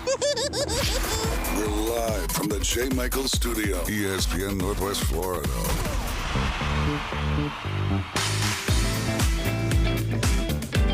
All right, and we're back, 104.3 ESPN Northwest Florida. Got to say, give a shout out to Steve's Bike Shop, man. Everybody's using those electric bikes now, so they can fix them, they can build them, they can repair the electric motor, and they can tell you what you need and what you don't need. All kinds of things for biking, so get out there and see them. Also, TK Vandy, they can make sure that your roof works. You know, when that insurance company sends you one of those little letters, they can take you through the whole process. So you make sure you get out there. Dr. Ward, make sure you go get out there in this hot sun. All these teams playing down here. If you think something needs to be checked out, go see Dr. Ward. He has an office in any of the listening area that we're in. So, and then Beef O'Brady's, man, what a great day for wings. Absolutely. All right. So we talked a little bit off the air about the playoff system, and you had a great idea, Patrick. What we talked about there? Well, I don't like the 24 team that they're talking about. And I've said it before. I like a 14 or 14 teams, play 2 play-in games for those 2 teams and then you have 12 teams that go. Yeah.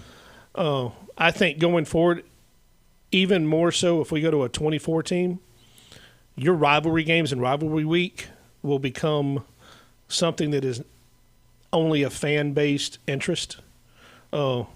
Because I think it's a matter of time with NIL and how much we play the players, and then how much all these games are worth when you start getting into player management like the NFL does to make the playoffs. If you're in the playoffs, why do you want to play your starters in a game if you're not playing for a conference championship? Yep. You're already in the playoffs. I mean, that's what I was going to say. Is we have the model. It's the NFL. We've already seen the last game of the year. That's why fantasy football things end, 2 weeks before the end of the season or whatever, because a lot of teams are going to sit them the last week. Some of them are sitting them the last 2.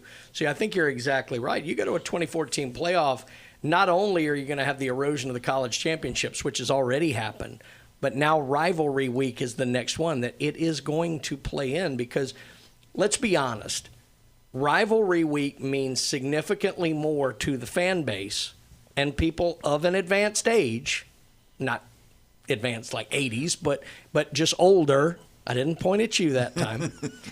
But then it does to the young players. It does. Naturally, it's going to. So it's going to be something that bothers us more than them. I see rivalry week and a lot of the rivalries, if we do go to a 24-team playoff, changing, and they'll be mid-season. Yeah, like the way the Red River Shootout is. Right. You'll have Florida, Florida State, Alabama, Auburn playing in the middle of the year, not the last game of the year. Right. It's a rivalry, and it's more important, and the money comes from fans, yes.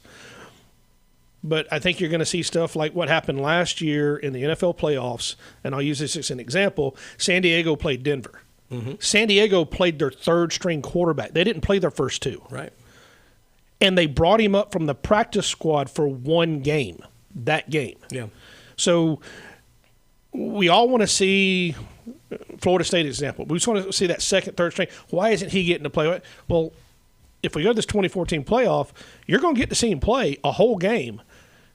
And I don't think you want it in the rivalry game when it may mean the other team's not making the playoffs. They're playing all their starters. You're making the playoffs.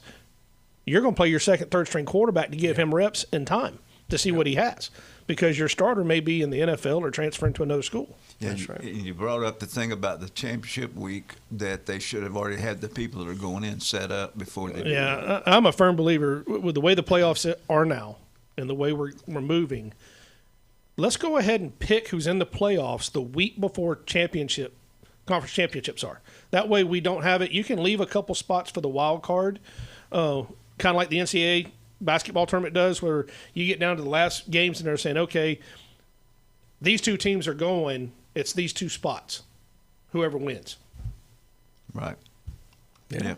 Makes sense. Not against that. Or at least lock in your teams. You might say the championship games can affect seeding. Okay. Right. 'Cause now there's something to play for. You can be sitting there, if we keep it at 12, the top 8 are locked. Mm-hmm. We're all talking about the bottom 4. Right. And the bottom 4 could be a difference in 8 teams playing that conference championship game, but there's not that many conference championships. Right. So what are we really talking about? Right. 2? And if we go to 24, we're not talking about any of that. Yeah.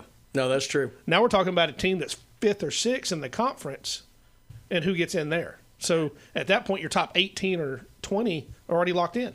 And let's face it, that's where the complaint is between the SEC and the Big Ten. So the SEC, let's say we go to 16, which probably the next step of where we're going anyway. I don't think we jump straight to 24 or whatever, but let's say. The SEC is already getting 3, if not more, every year. Let's say we go to 16. The SEC, if you look at last year, the next teams that were out were what? Vandy, the year before that, South Carolina. The SEC's looking at 4 or 5 of the 16, whereas the Big Ten was kind of their 3, and that was it. They didn't pick up again until you got down to more 18, 19, 20, but then they had a lot.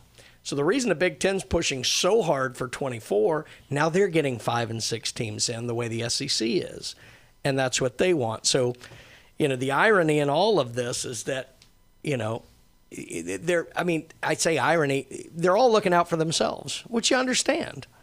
And unfortunately, I don't think it's leading us to a better product. It's just leading us to them taking care of themselves, which is their job. If you go to a 24-team playoff, the Big Ten's got 4, maybe 5 teams in. And this is history of the last 4 or 5 years. The SEC is going to have 7 or 8. And then you're going to fill in the rest by all these other schools, and you're going to get teams like Memphis and Tulane that are still going to get in, James Madison. You're still going to have those teams in it. But I go back, if that's the way we're going to go, you're going to have teams that are already in the playoffs and aren't playing for a conference championship. They're going to sit their starters. Yeah. Right.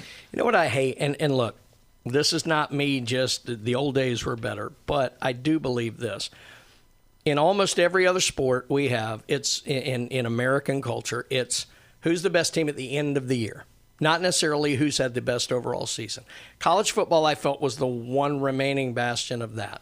If you want, we had a 4-month playoff because every game mattered critically. Now, it wasn't perfect. We didn't always pick the right 2 teams to play at the end of the year, and certainly if you go back into the 80s, it was rare 1 and 2 ever played.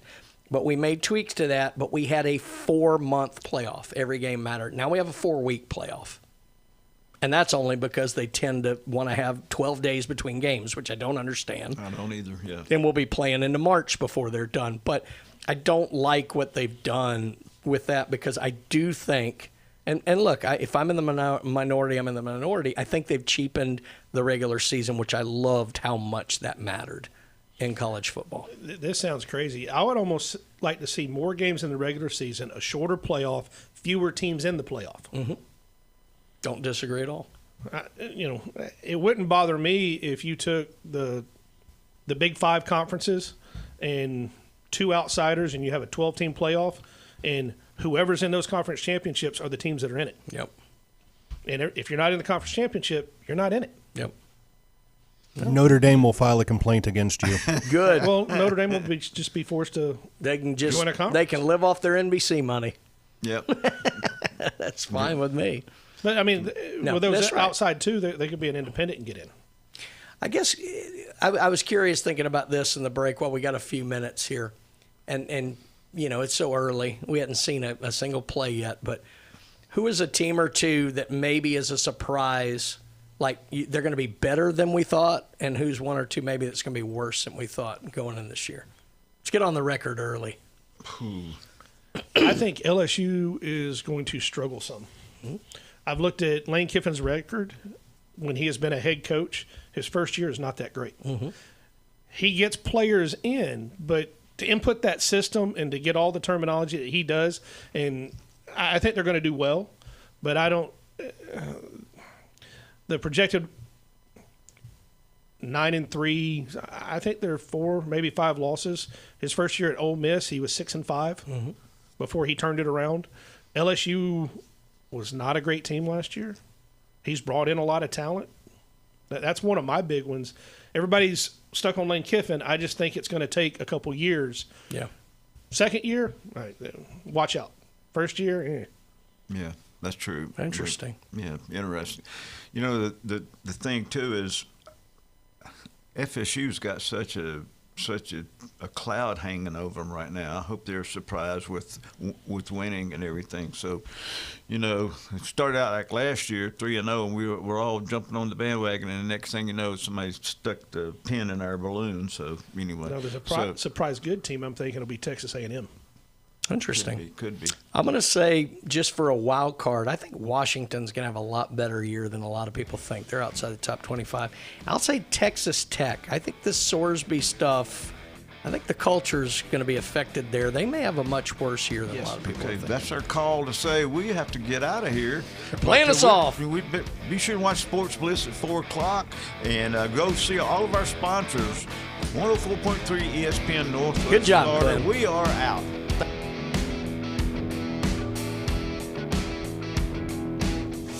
ESPN Northwest Florida. Colin Cowherd. We saw it against